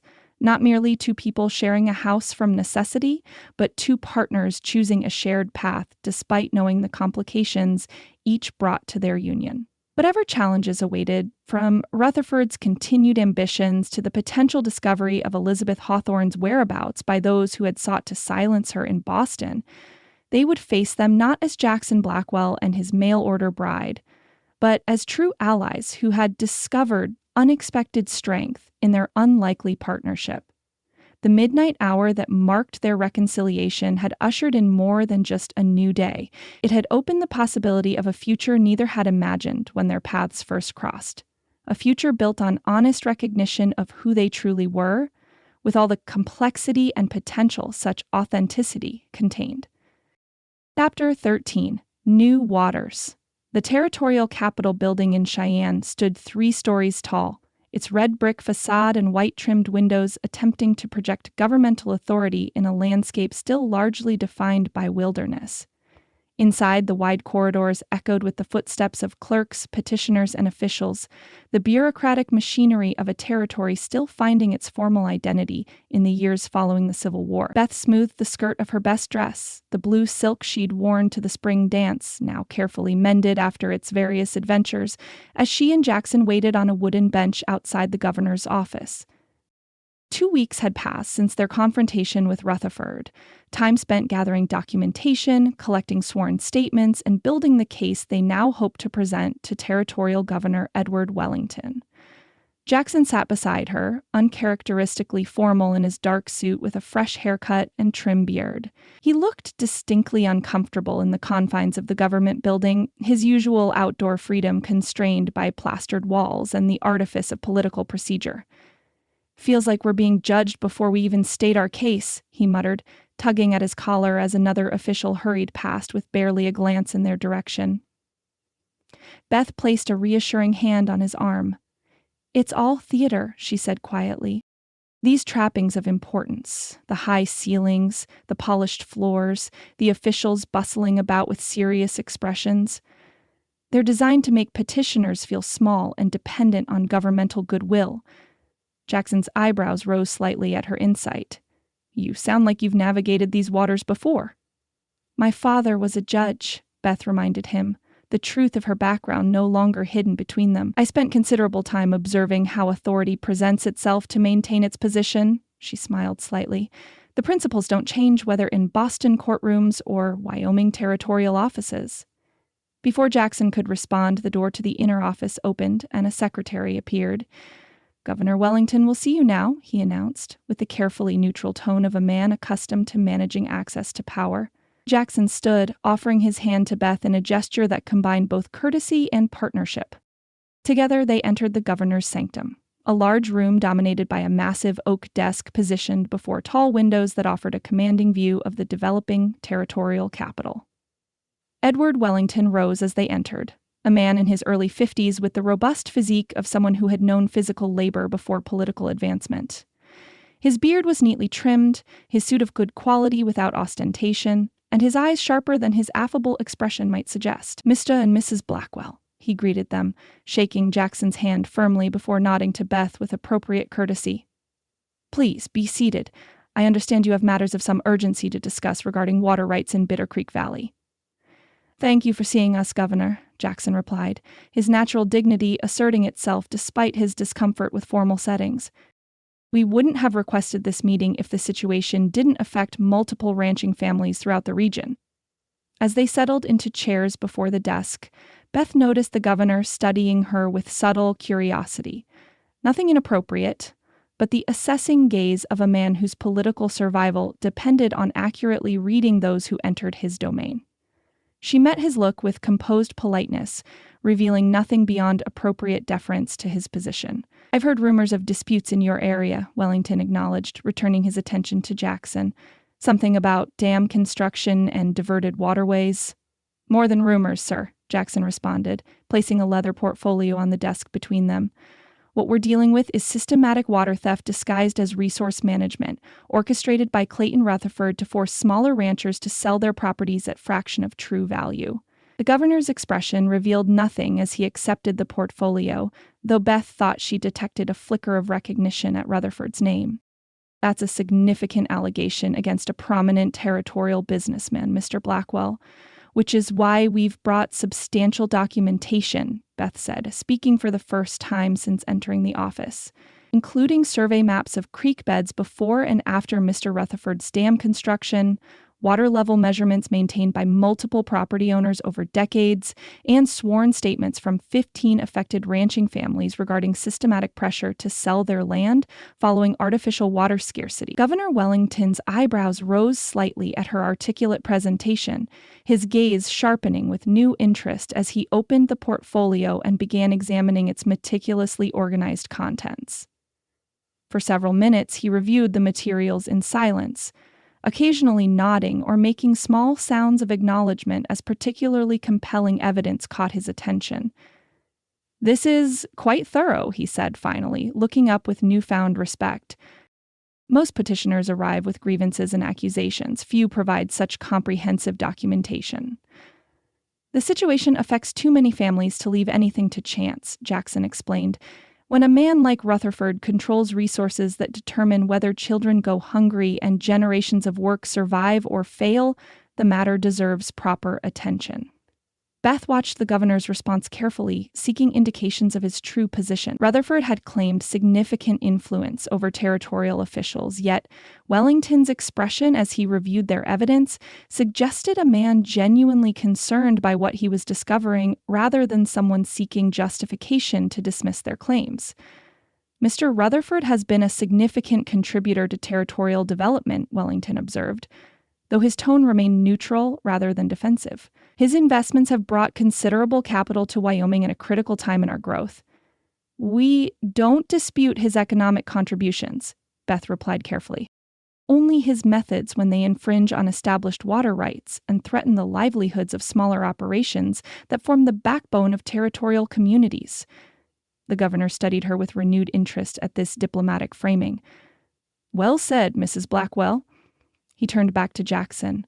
"I understand there was some direct action taken regarding Mr. Rutherford's dam recently?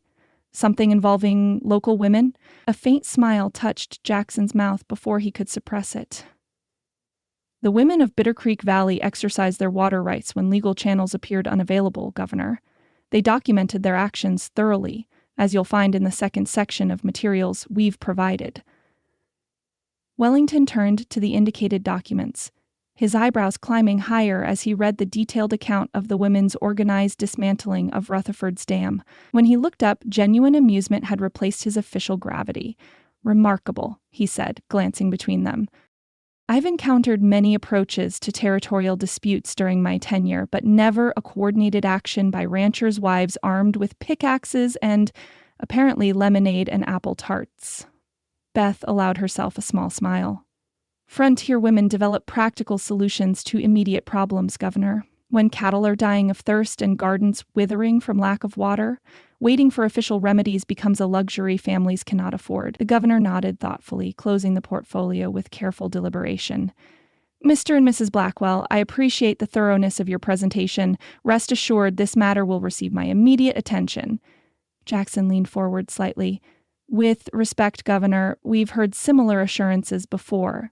Meanwhile, Rutherford has already begun rebuilding his dam, albeit with more subtlety than his previous effort." "I understand your skepticism," Wellington replied, his tone hardening with sudden authority.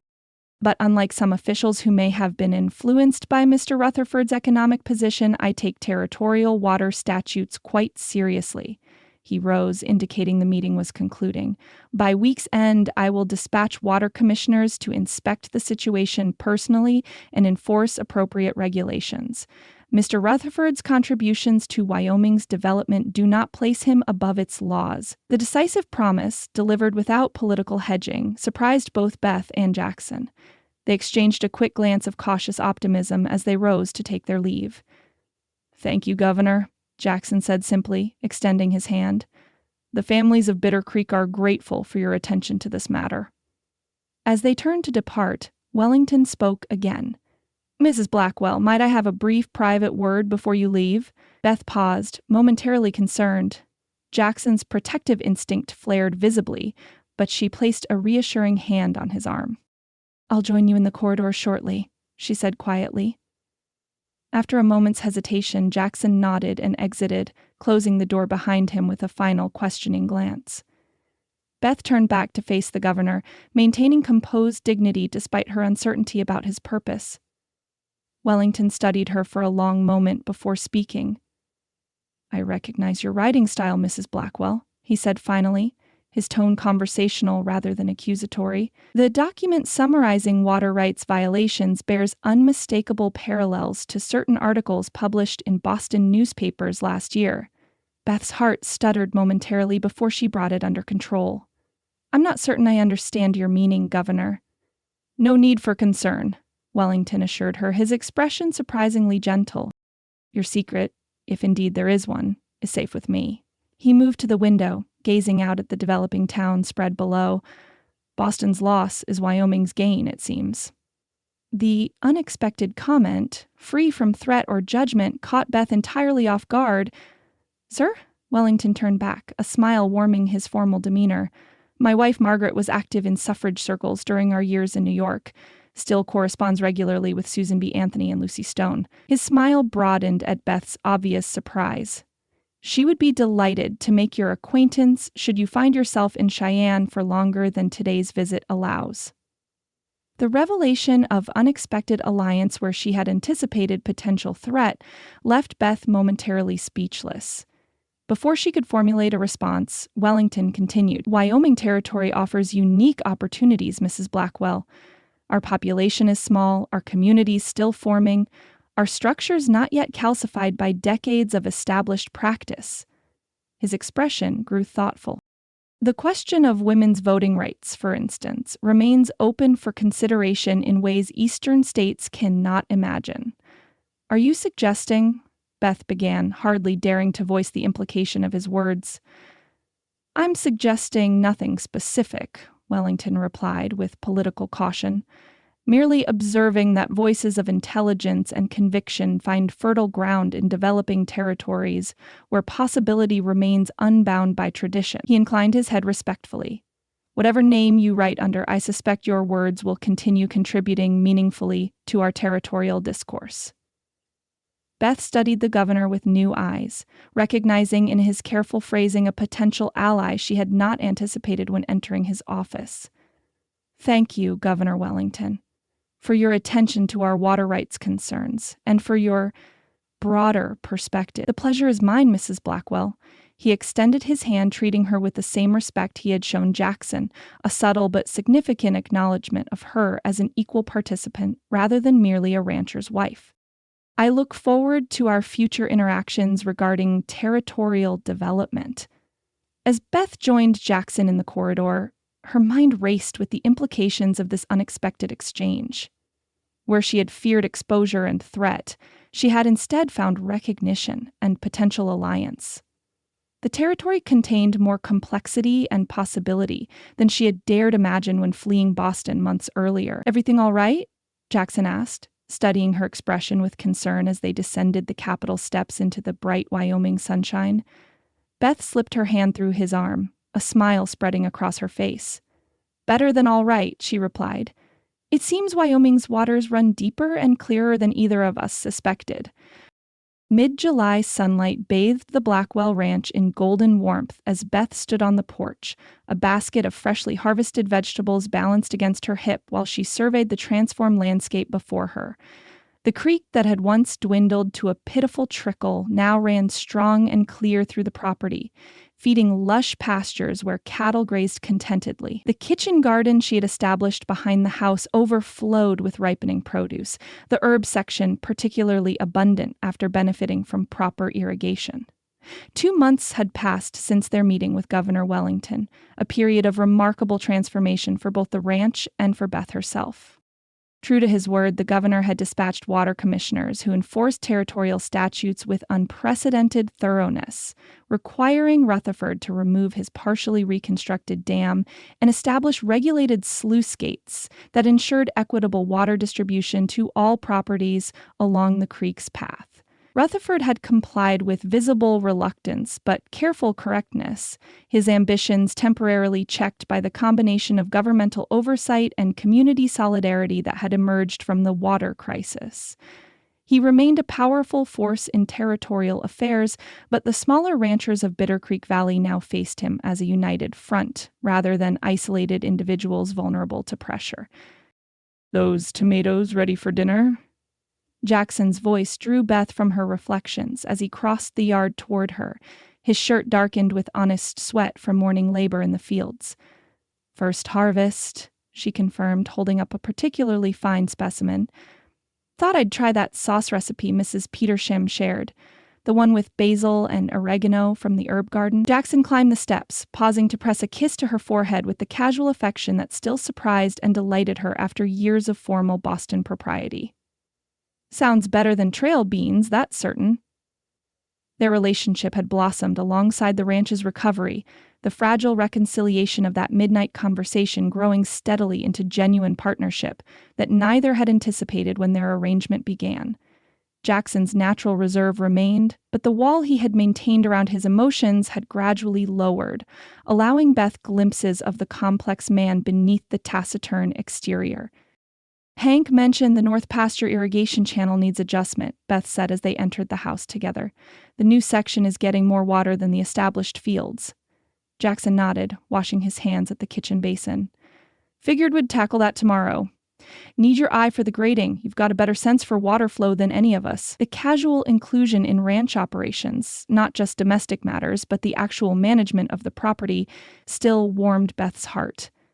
Over the past months, her organizational skills and intelligence had become valued assets in Blackwell Ranch decisions, her suggestions implemented without question when their merit was clear. "I'll finish the letter to the Cattlemen's Association first," she agreed, setting the vegetable basket on the kitchen table. "The new regulations regarding water rights need clarification before the next meeting." The letter would join others she had drafted for neighboring ranchers, helping articulate their concerns in language territorial officials and industry associations respected. What had begun as informal assistance during the water crisis had gradually evolved into a recognized role, Beth's education and writing skills serving the community in ways neither she nor Jackson could have imagined when she had hidden those abilities beneath her assumed identity.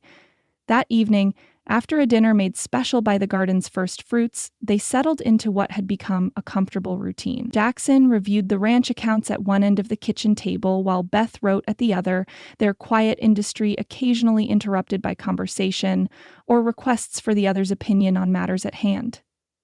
"Peterson's offering fair price for those yearlings," Jackson observed, looking up from his ledger. "Better than we'd get at auction with so many bringing cattle to market this month." Beth nodded, finishing her sentence before responding. "His son mentioned expanding their herd when I saw him at church Sunday. Might be worth holding out for the premium he hinted at for those Hereford crosses." This easy exchange of information and perspectives had become the foundation of their partnership, each contributing their particular knowledge without hierarchy or presumption. The ranch thrived under their combined management, Jackson's practical experience complemented by Beth's organizational skills and broader economic understanding. As the lamp burned lower, Beth completed her current letter and set it aside to dry. She reached for the day's mail, which had arrived that afternoon but remained unopened during dinner preparations.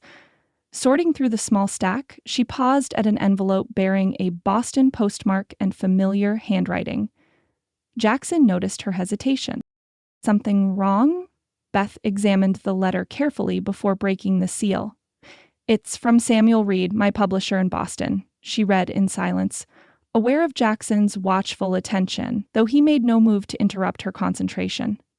When she finally looked up, complex emotions played across her features. "He's requesting new articles," she said, her voice carefully neutral, specifically about Western women's lives and experiences. Apparently, my letters describing life here caught his interest enough to suggest a regular column for Eastern readers curious about frontier realities. Jackson leaned back in his chair, studying her expression. "Will you accept?" The simple question, without judgment or direction, exemplified how far they had traveled from his initial rejection of her writing. Beth considered her response thoughtfully. "I'm not certain," she admitted. There would be practical complications. Maintaining anonymity to prevent those who threatened me in Boston from discovering my whereabouts, for instance. "Reed can be trusted?" Jackson asked, focusing immediately on her safety rather than any personal reservations about her resuming public writing. Beth nodded. "Completely. He protected my identity at considerable personal risk before I left Boston." "Then the practical concerns can be managed?" Jackson rose, moving around the table to stand beside her chair. "The real question is whether you want to write for publication again." Beth looked up at him, searching his face for any hidden reservations. "And if I did?" Jackson's hand came to rest gently on her shoulder, his expression open in a way that would have been unimaginable months earlier. "Your words deserve to be read," he said simply. "You have perspectives and insights Eastern readers should hear, about Western life, about women's experiences, about realities they've never encountered." The encouragement, a complete reversal of his initial reaction to discovering her writing, moved Beth deeply. "You wouldn't mind being married to a published author, even one whose views many find controversial?" Jackson's mouth quirked in the half-smile that had become precious to her. "Stopped minding being married to a controversial woman around the time you organized our neighbors' wives to dismantle Rutherford's dam with pickaxes and served his guards lemonade while doing it." Beth laughed, the sound bright in the warm kitchen. "That was rather unconventional, wasn't it?" "That was who you are," Jackson countered, his voice softening. "The same woman who reorganized my accounts, improved our cattle breeding program, and convinced the territorial governor to enforce water rights laws through sheer force of well-documented arguments." He pulled another chair closer, sitting beside her with the letter still open between them. "I fell in love with Elizabeth Hawthorne Blackwell, not despite her intelligence and convictions, but because of them. Seems foolish to wish those qualities silenced rather than shared with others who might benefit from them." The casual declaration of love, delivered without drama but with perfect sincerity, caught Beth's breath in her throat. Though their relationship had deepened substantially since their reconciliation, neither had explicitly named the emotion that had grown between them. "You love me?" she asked softly, needing to hear the words directly. Jackson met her gaze steadily, the vulnerability in his blue eyes more powerful than any flowery declaration might have been. "More than I knew was possible," he confirmed quietly. "More than makes any sense for a rough Wyoming rancher who once thought he just needed a practical wife to cook his meals." Beth reached for his hand, twining their fingers together atop the letter that represented yet another evolution in their journey. "And I love you," she responded with equal simplicity. "More than I imagined when I stepped off that stagecoach seeking only temporary sanctuary." For a moment they sat in companionable silence, the acknowledgement of their feelings requiring no additional elaboration between two people who had learned to communicate as much through understanding presence as through words. "You should accept Reed's offer," Jackson said finally, returning to the practical matter at hand. "Write under whatever name feels right to you. Share what you've learned here with those who might never otherwise understand this life." Beth studied their joined hands, his calloused from physical labor, hers ink-stained from the writing she no longer hid, and felt a sense of completion she had never experienced in Boston, despite her educational advantages and social position there. "I'll write as Elizabeth Blackwell," she decided, not hiding either part of who I am, neither the Boston education nor the Wyoming ranch wife's practical experience. Both perspectives have value, especially when combined. Jackson nodded approval, understanding the significance of her choice. Seems right. You're not just who you were in Boston, nor only who you pretended to be when you arrived. You're who you've become here, something new and stronger than either alone. The perceptiveness of his observation, this supposedly uneducated rancher seeing through to essential truths with clarity that would have impressed Boston's finest philosophical minds, reinforced Beth's certainty in her decision. She would write again, not as a voice disconnected from the realities she described, but as a woman who had experienced transformation through immersion in an unfamiliar world. As they prepared for bed later that night, Beth paused at the bedroom window, gazing out at the moonlit landscape that had become genuinely home in ways she had never anticipated. The creek caught silver highlights as it flowed steadily through Blackwell land, symbolizing the new course her life had taken. Not a diminishment of who she had been, but a channeling of those same energies in directions she could never have predicted when fleeing Boston months earlier. Jackson's arms encircled her from behind, his solid presence a comfort that required no words. Together they watched the Wyoming night, partners in this life they had forged from unlikely beginnings and complicated truths. Elizabeth Hawthorne never could have imagined this, Beth murmured, leaning back against his chest. Neither could Jackson Blackwell, he replied, his breath warm against her hair. Guess we both found something better than what we thought we wanted. Beth smiled, turning in his embrace to face the man who had become more essential to her happiness than all her previous notions of fulfillment combined. New waters, she said softly. Unexpected and sometimes turbulent, but ultimately leading exactly where we needed to go. Late August sunshine poured through the windows of Bitter Creek's town hall, transforming the usually austere space into a chamber of golden light. The building overflowed with ranchers and their families, every bench filled and additional townspeople standing along the walls, creating a low buzz of anticipation as they awaited the territorial officials' arrival. Beth smoothed the fabric of her dress across her slightly rounded middle, the evidence of her condition still subtle enough to be concealed by clever dressmaking, but increasingly apparent to those who knew to look. At 4 months along, her pregnancy remained unannounced, officially, though it had become what Harriet Miller called the worst-kept secret in 3 counties. Jackson sat beside her, his usual discomfort with formal gatherings tempered by quiet pride that occasionally manifested in protective gestures, a hand at her elbow when navigating crowded spaces, fetching water without being asked when the hall's stuffiness began to affect her, positioning himself between her and the jostling crowd with unconscious vigilance. "How are you feeling?" he murmured, noting the faint flush on her cheeks. "We can step outside if the heat's too much." Beth smiled, touched by his concern.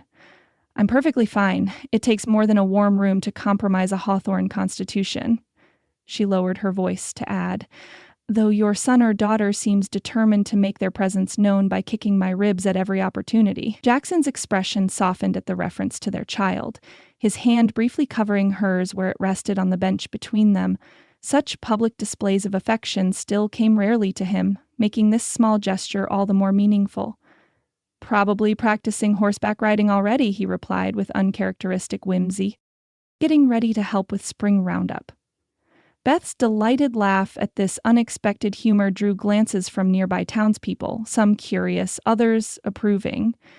Their attitude toward her had undergone remarkable transformation since the water rights crisis, suspicion giving way to reluctant respect and eventually genuine acceptance as they witnessed her commitment to the community's welfare. The crowd's murmuring subsided as the territorial officials entered from the side door. Water Commissioner Franklin Reed, accompanied by 2 deputies and a clerk carrying document cases. Governor Wellington himself had not made the journey, but his authority was clearly represented in the formal proceedings that followed. Beth's attention, however, was drawn to Clayton Rutherford's entrance through the main doors. The cattle baron paused dramatically in the doorway, clearly expecting the deference he had once commanded as a matter of course. Instead, conversations continued uninterrupted, with barely a head turning to acknowledge his arrival.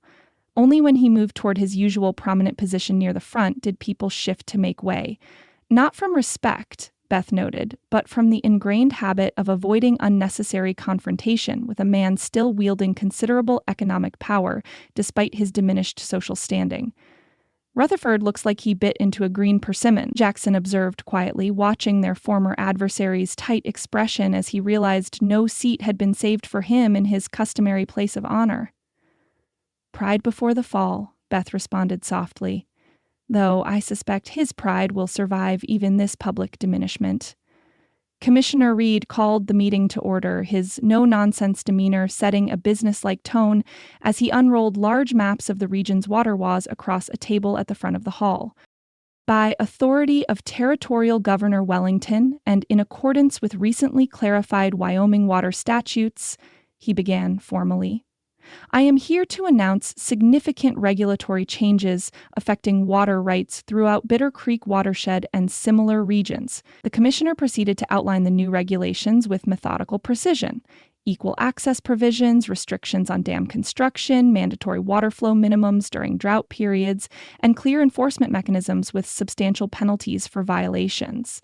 Though presented in dry legal language, the impact of these changes was revolutionary for smaller ranchers who had previously operated at the mercy of more powerful neighbors.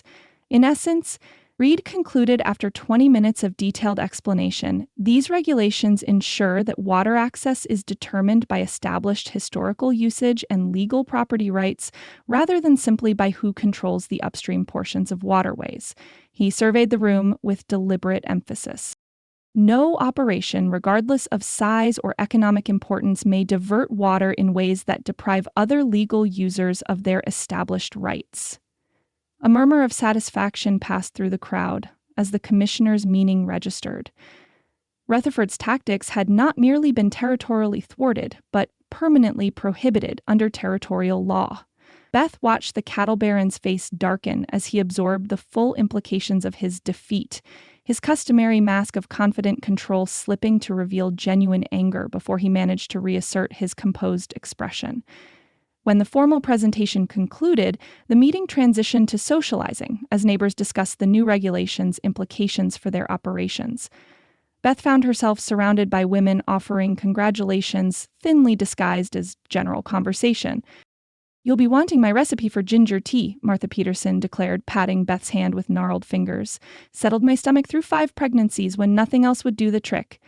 And I've set aside fabric scraps in soft colors, added Mrs. Carter with a meaningful smile, for when you might be needing to sew small garments. Beth accepted these thinly veiled acknowledgments of her condition with gracious thanks, touched by the community's way of recognizing her pregnancy without embarrassing direct references. Across the room, Jackson received similar treatment from the men, backslaps and knowing grins that made him flush slightly, even as he straightened with unmistakable pride. You're glowing, dear, Harriet Miller observed, joining the circle of women around Beth. Though I suspect it's not entirely due to your interesting condition. Today's announcements represent quite a victory for the principles you've championed since arriving among us. A community victory, Beth corrected gently, one achieved through collective action rather than individual efforts. Harriet's shrewd eyes sparkled with approval. Precisely the perspective that makes your articles so compelling. Speaking of which, when might we expect your next piece in the Eastern papers? The last one about frontier women's medical knowledge caused quite a stir in my correspondence circle. Before Beth could respond, a subtle shift in the atmosphere alerted her to Clayton Rutherford's approach. The women around her stiffened slightly, their expressions cooling as the cattle baron paused at the edge of their circle. Mrs. Blackwell, he acknowledged with practiced courtesy that did nothing to mask the calculation in his eyes. You look radiant. Impending motherhood suits you. Thank you, Mr. Rutherford, Beth replied with equal surface politeness, maintaining composure despite the deliberate reference to her pregnancy. His way of demonstrating that nothing in the valley escaped his notice despite his recent setbacks. I wonder if I might have a word, he gestured toward a quieter corner of the hall. Business matters that might interest you and your husband. Before Beth could formulate a response that neither accepted his implied command nor created unnecessary conflict, Jackson materialized at her side as if summoned by some unspoken signal. Any business you have with my wife can be discussed with both of us, here and now, he stated, his tone pleasant but leaving no room for negotiation. Rutherford's smile tightened fractionally. As you wish. He glanced around at the women still gathered protectively near Beth, then apparently decided to proceed regardless of the audience. I merely wanted to offer some friendly advice regarding long-term planning. Memory serves an important function in our territory, particularly remembering who one's friends and enemies have been during difficult times. The veiled threat hung in the air, its implications clear despite the careful phrasing. Rutherford might have lost this particular battle, but his resources and influence remained substantial enough to create future difficulties for those who had opposed him. How fortunate that memory works in all directions, Beth responded, her smile remaining perfectly serene, though her eyes held steel. We remember our friends just as clearly, Mr. Rutherford. Every neighbor who stood together during the water crisis. Every territorial official who upheld the law despite potential personal cost. Every community member who chose principle over expedience. She placed her hand lightly on her rounded middle in a gesture both protective and emphasizing. Those memories will shape the world our child grows into. A community where mutual support proves stronger than individual ambition, where shared resources benefit all rather than enriching a few. Around them, other conversations had quieted as people became aware of the confrontation unfolding in their midst. Without obvious coordination, neighbors began drifting closer. Samuel Carter and his sons, the Peterson family, Harriet Miller and her husband, a dozen other ranchers and townspeople whose lives had been directly affected by the water rights struggle. You've lived among us for years, Clayton, old Peterson said, his aged voice carrying surprising strength as he joined the gathering. Yet you never understood the fundamental nature of frontier communities. We survive because we stand together when threatened, not because we succeed individually at others' expense. Rutherford's gaze traveled across the faces surrounding him, not threatening in any overt way, but unmistakably unified in their quiet solidarity. For perhaps the first time, he seemed to truly comprehend that his defeat extended beyond legal regulations to something more profound. A community that had discovered its collective strength and would not easily surrender it again. I wish you well with your child, Mrs. Blackwell, he said finally, retreating to safer conversational ground. Wyoming needs new generations to continue its development. On that we can agree, Beth replied, allowing the potential confrontation to dissipate with gracious practicality. The territory's future depends on nurturing both its people and its resources with equal care. With a stiff nod, Rutherford withdrew, making his way toward the exit with the rigid dignity of a man accustomed to controlling rooms rather than being subtly expelled from them. Conversations resumed around Beth and Jackson, the community's protective circle gradually dispersing back into normal social patterns now that the perceived threat had receded. He'll try again, Jackson observed quietly, watching Rutherford's departure. Different approach, same objective. A man like that doesn't abandon his ambitions easily. Of course he will, Beth agreed, slipping her hand into the crook of Jackson's arm with the easy familiarity that had developed between them. But he'll find a different community waiting when he does. One that understands its own strength and the power of unified purpose. As they moved through the hall, accepting congratulations both for the water rights victory and their impending parenthood, Beth reflected on the remarkable journey that had brought her to this moment. She had fled Boston seeking merely temporary sanctuary, a place to hide until danger passed. Instead, she had found genuine home, not just in physical location, but in meaningful purpose and deep connection. Jackson seemed to follow her thoughts with the intuitive understanding that had grown between them. Thinking about how far we've come, he asked as they paused near the doorway, preparing to depart. From mail-order bride and lonely rancher to this, she confirmed, gesturing subtly to encompass both her pregnancy and the community that had gathered around them in protection and celebration. Not the path either of us expected, Jackson's smile. Once rare enough to startle her, now a familiar treasure, warmed his features as he gazed down at her. Best journeys never follow the trails we think we're taking when we start out, he observed with the simple wisdom that still occasionally surprised her from this supposedly uneducated man. Otherwise, we'd miss all the unexpected discoveries along the way. As they stepped out into the late summer sunshine, The future stretching before them held challenges yet to be faced. Rutherford's continued schemes, the approaching birth of their child, the balancing of Beth's growing writing career with ranch responsibilities, and countless other unpredictable developments. Yet Beth faced these prospects not with trepidation, but with quiet confidence born of hard-won understanding. She had arrived in Wyoming territory as Elizabeth Hawthorne, hiding beneath Beth Collins's invented identity, seeking only temporary escape from those who would silence her. She departed the town hall that day as Elizabeth Blackwell in truth as well as name, a woman who had found her authentic self not despite the deceptions and difficulties of her journey, but through navigating them with increasing honesty and courage. The creek that had once been battleground now flowed peacefully through their land, its waters nourishing crops and cattle alike. Similarly, the current of Beth and Jackson's lives had found its proper channel, not without occasional turbulence, but ultimately flowing in the direction that would sustain not just themselves, but the broader community they had come to value. New waters indeed, Beth thought as Jackson helped her into their wagon for the journey home. Unexpected in source and destination, yet ultimately carrying them precisely where they needed to be. Chapter 14. Birthday Pains. Autumn sunlight slanted through the newly installed windows of the converted storehouse, illuminating motes of dust that danced in the air as Jackson carefully positioned the printing press in the center of the room. The cast-iron behemoth had arrived from Denver 3 days earlier, transported over rutted roads with painstaking care to prevent damage to its intricate mechanisms. Now, bolted securely to the reinforced floor, it stood as solid and imposing as a church altar, which, in many ways, Beth considered it to be, a shrine to the written word and the power of ideas, established here in remote Wyoming territory. "Think that's level now," Jackson announced, straightening from his crouched position with the slight grunt of a man in his prime who nonetheless had spent too many hours wrestling with heavy equipment.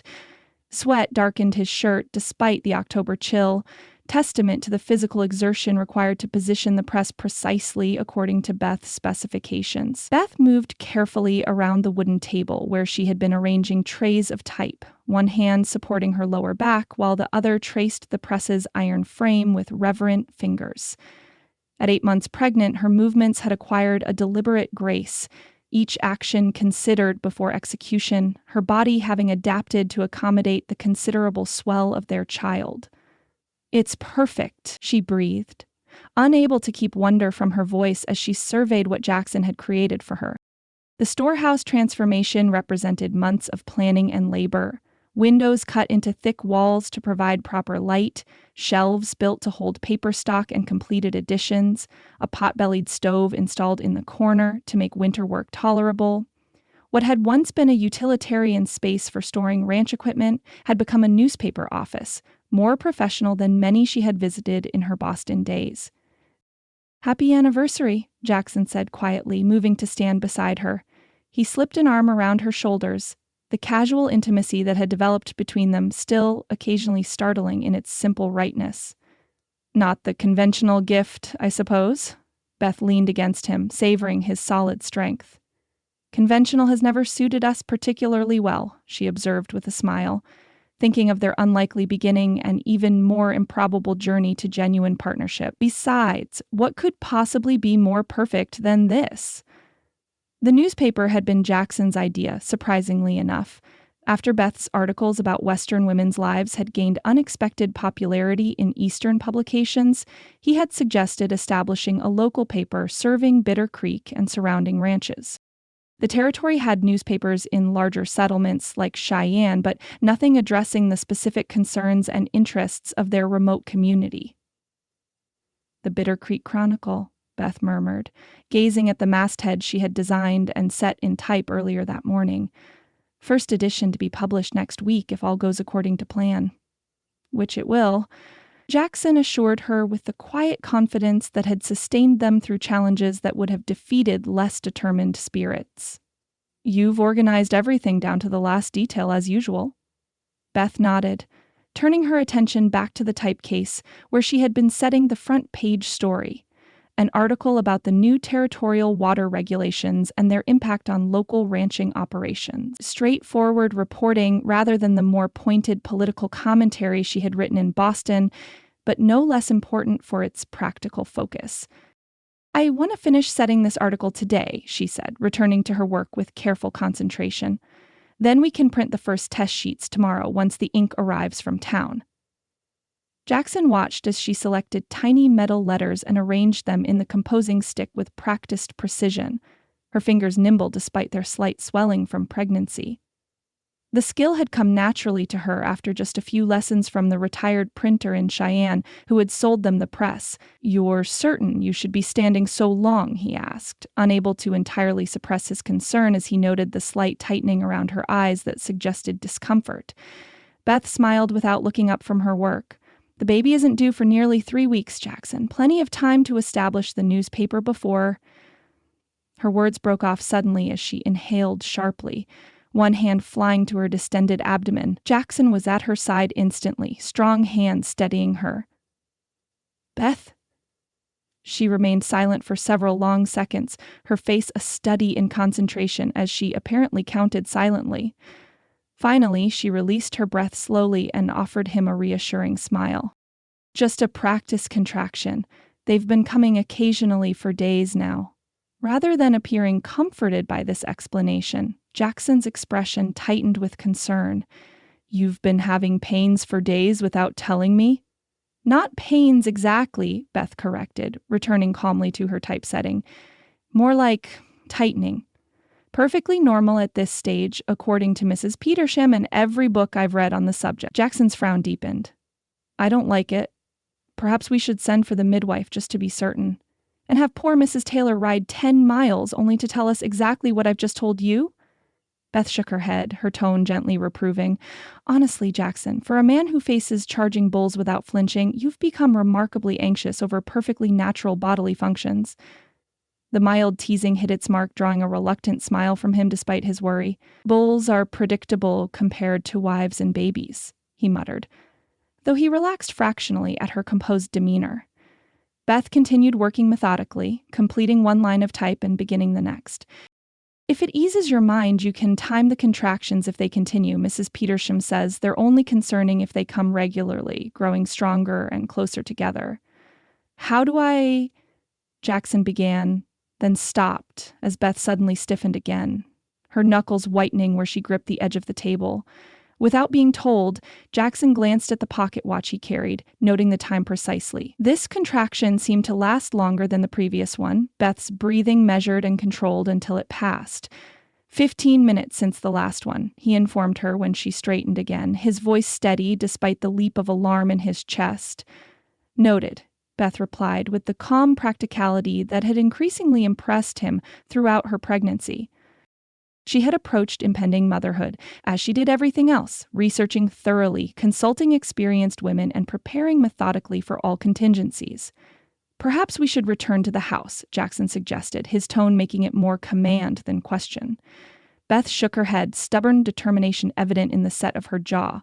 "Not until I finish this front page. First impressions matter, Jackson, and I want tomorrow's test printing to be perfect." She held up a hand to forestall his protest. "We have hours yet before anything significant happens. First babies typically take their time, often an entire day or more, from first contraction to delivery." Though clearly unconvinced, Jackson recognized the futility of arguing when Beth had that particular expression. The one that had faced down Rutherford and his armed men without flinching. Instead, he pulled a chair close to her work table. "Then I'll stay right here and time these practice contractions while you work," he said, his tone making it clear this wasn't negotiable. "And when they reach 10 minutes apart, we're returning to the house, regardless of whether your perfect front page is completed." Beth smiled at his protective stance, recognizing the concern beneath his firmness. "Agreed," she conceded, returning to her typesetting with renewed focus, "though I fully intend to have this completed well before then." For the next hour, they settled into an unusual rhythm, Beth meticulously arranging type while Jackson kept careful track of her contractions, which indeed began arriving with slowly increasing frequency. Despite his obvious anxiety, he maintained outward calm, fetching water when she requested it and supporting her back during particularly strong contractions without commentary or complaint. "Last line," Beth announced finally, setting the final letters in place with evident satisfaction. She stepped back to regard the completed page with critical assessment. "What do you think?" Jackson studied the neatly arranged type that would print Bitter Creek's first newspaper headline: "New Water Regulations Ensure Equal Access for Valley Ranchers." "Looks perfect," he said, genuine admiration in his voice despite his growing concern about the contractions now coming 9 minutes apart. "Though I think we've reached our agreed-upon deadline." Beth nodded, reluctantly conceding as another contraction began building. This one seemed to catch her more forcefully than previous ones, forcing her to grip Jackson's arm with surprising strength as she breathed through the tightening sensation. "I believe," she said when it finally eased, "that our child may have decided the newspaper launch should coincide with his or her arrival after all." The calm announcement, delivered with characteristic Beth understatement, nevertheless galvanized Jackson into immediate action. Within minutes, he had secured the printing press, escorted Beth carefully back to the main house, and dispatched Tobias to fetch Mrs. Taylor, the experienced midwife who served the scattered ranching community. "Send word to Mrs. Petersham as well," Beth instructed as another contraction gripped her. "And Mrs. Carter. They've both assisted with difficult deliveries before." Jackson nodded, issuing rapid instructions to Tobias before helping Beth upstairs to the bedroom they had prepared for the birth. The young ranch hand mounted his fastest horse and departed at a gallop, determination etched on his youthful features as he set out to gather the women who would help bring the Blackwell heir into the world. "Hours yet," Beth reminded Jackson as he helped her change into a clean nightgown. "No need to look so terrified." But as darkness fell over the Blackwell ranch, her reassuring prediction proved increasingly inaccurate. The contractions intensified with alarming rapidity, and by the time Mrs. Taylor arrived with her medical bag, Beth's composure had given way to the grim concentration of a woman engaged in the most physically demanding work of her life. Midnight came and went, the ranch house illuminated by lamps that burned steady against the autumn darkness. Jackson paced the downstairs parlor, each creak of the floorboards above sending him toward the stairs before common sense or one of the assisting women redirected him. "Nothing to do but wait, Mr. Blackwell," Mrs. Petersham had told him firmly after his third attempt to enter the birthing room had been rebuffed. "First babies take their time, and women's work is best left to women." The traditional wisdom offered little comfort as Beth's labor progressed with increasing intensity. Through the closed door, Jackson occasionally heard sounds that tore at his heart. His strong, composed wife, unable to suppress cries of pain as contractions peaked. Each time he moved instinctively toward the stairs, only to force himself back to his restless pacing. Near 2 in the morning, Mrs. Carter emerged briefly to retrieve fresh water and clean linens.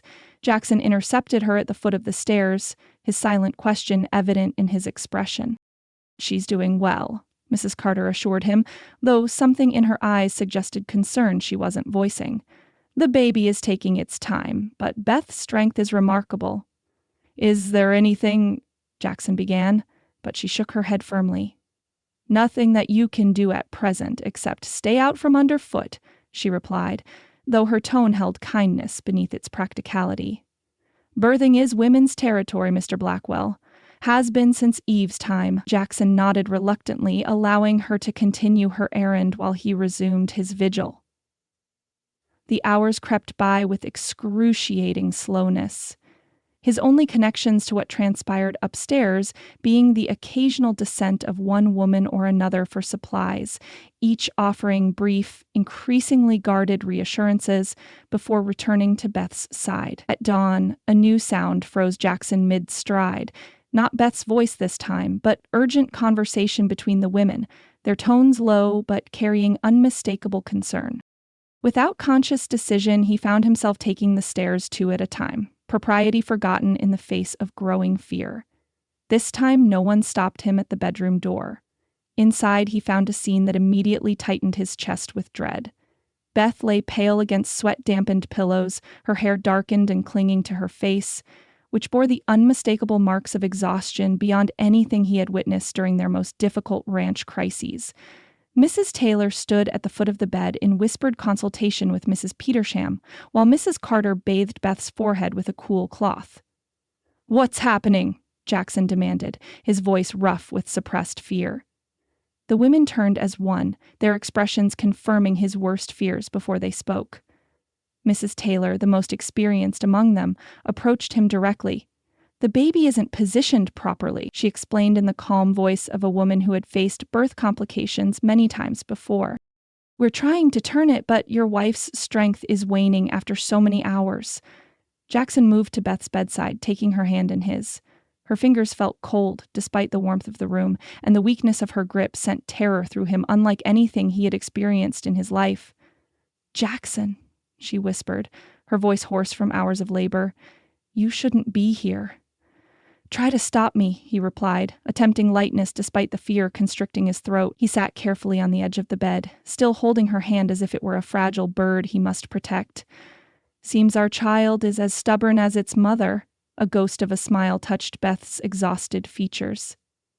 "Or its father," she managed, before another contraction claimed her attention, her body arching slightly as she worked with the pain rather than against it. Jackson looked to Mrs. Taylor, not bothering to mask his concern. "What can be done?"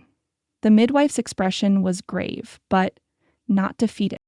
"We continue trying to reposition the infant, but," she hesitated, choosing her words carefully, "your wife needs to find new strength. The next hour will determine the outcome for both of them." The stark assessment hit Jackson with physical force. The possibility of losing Beth, his partner, his love, the woman who had transformed his understanding of what marriage could be, was simply unthinkable. Yet the pallor of her skin and the weakening pressure of her fingers in his suggested a dangerous reality he could not ignore. "Leave us," he said suddenly, his tone carrying the quiet authority that had served him through countless ranch crises. "Just for a moment." The women exchanged glances, years of birthing tradition warring with recognition of the determination in his stance. Finally, Mrs. Taylor nodded. "A few minutes only," she cautioned. "We must continue our efforts soon." When the door closed behind them, Jackson leaned closer to Beth, his hand still enfolding hers. "Look at me," he urged softly. Beth's eyes opened with visible effort, focusing on his face with the last reserves of her strength. "I'm afraid, Jackson," she whispered. The admission all the more powerful coming from a woman who had faced down armed men without flinching. "What if I can't—" "Stop that," he interrupted, his voice gentle but firm. "You've never failed at anything you've set your mind to, Elizabeth Blackwell. Not escaping Boston, not transforming a ranch, not facing down Rutherford and all his men." He tightened his grip on her hand. "This baby needs you to fight now. To be as stubborn and determined as you've been about everything else that matters." A faint spark kindled in Beth's eyes at his words, but doubt still shadowed her expression. "If something happens to me," she began, "promise you'll tell our child about... You'll tell our child yourself," Jackson cut her off, refusing to entertain the possibility she feared to name. "About Boston and Wyoming and dismantling dams and starting newspapers. About fighting for what's right even when it's difficult." His voice softened, emotion making it rough at the edges. "Our child needs to know the remarkable woman who's its mother. And I need my partner. So you will fight, Beth, with everything you have." This stark declaration, part command, part plea, reached something essential in Beth's fading strength. Her fingers tightened fractionally around his, and determination flickered across her exhausted features. "I'll fight," she promised, the words barely audible but carrying absolute conviction. Jackson nodded once, pressing a kiss to her forehead before moving to the door to readmit the waiting women. Mrs. Taylor resumed her position at the foot of the bed, issuing calm but firm instructions that Beth followed with renewed focus despite her exhaustion. For the next hour, Jackson remained at Beth's side, propriety abandoned, as he supported her through increasingly difficult contractions. He held her upright when Mrs. Taylor directed, applied pressure where indicated, and most importantly maintained a steady stream of encouragement when Beth's strength threatened to falter. "Remember the day you organized the women to dismantle Rutherford's dam?" he reminded her during a particularly difficult moment. If you could manage that armed with nothing but lemonade and pickaxes, you can certainly manage this." The unexpected reference drew a breathless laugh from Beth despite her pain. "Different kind of challenge," she gasped as the contraction eased. "Same Beth Blackwell," he countered, supporting her as Mrs. Taylor adjusted her position once again. "Stubborn enough to accomplish the impossible, whether through Jackson's encouragement, the midwife's skilled interventions, or most likely Beth's own indomitable will, the tide gradually turned."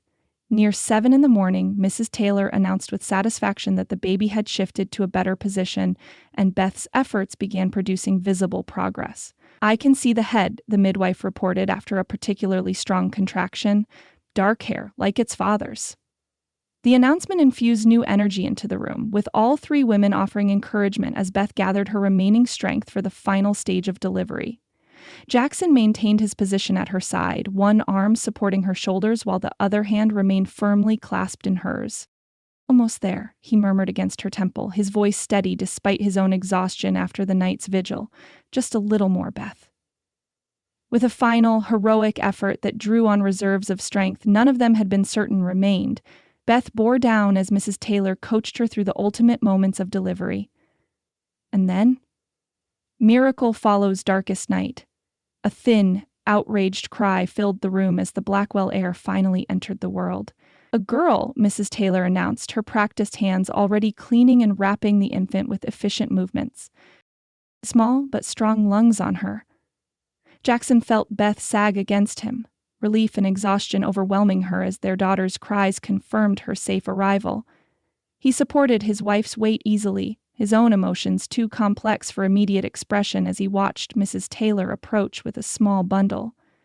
"Your daughter, Mrs. Blackwell," the midwife said, placing the infant in Beth's trembling arms. Beth gazed down at the tiny red face with an expression of wonder that transcended her physical ordeal. "She's perfect," she whispered, one finger gently tracing the curve of the baby's cheek. "Look what we made, Jackson." He couldn't immediately respond, his throat too tight with emotion as he observed his wife and daughter together for the first time. The infant had indeed inherited his dark hair, a surprising amount of it plastered damply against her tiny scalp, but her features, still swollen from birth, nevertheless suggested Beth's delicate bone structure beneath. "She has your determination," he managed finally, his voice unsteady, "making such a dramatic entrance after keeping us waiting all night."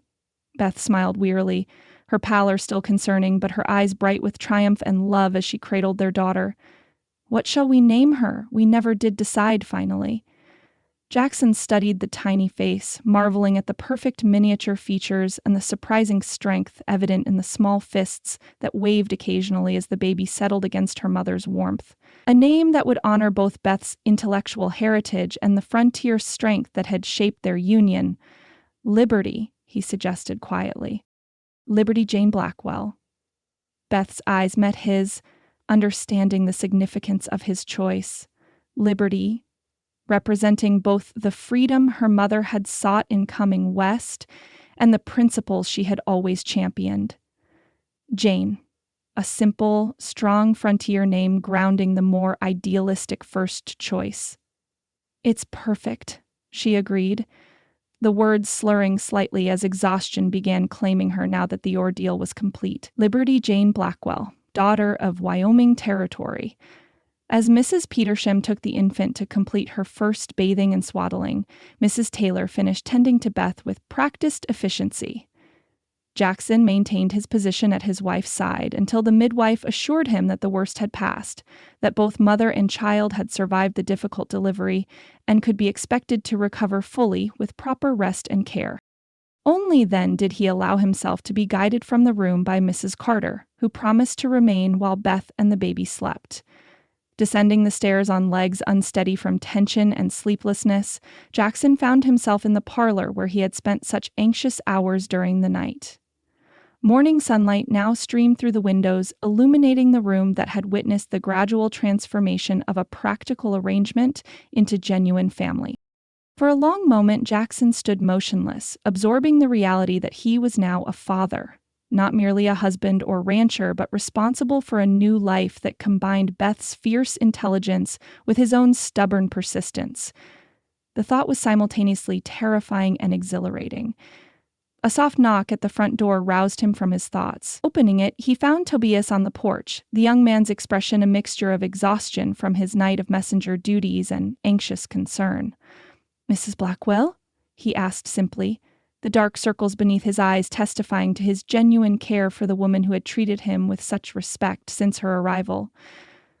"She's resting," Jackson replied, his voice rough with fatigue and lingering emotion. "Both she and the baby are going to be fine." Relief washed across Tobias's features.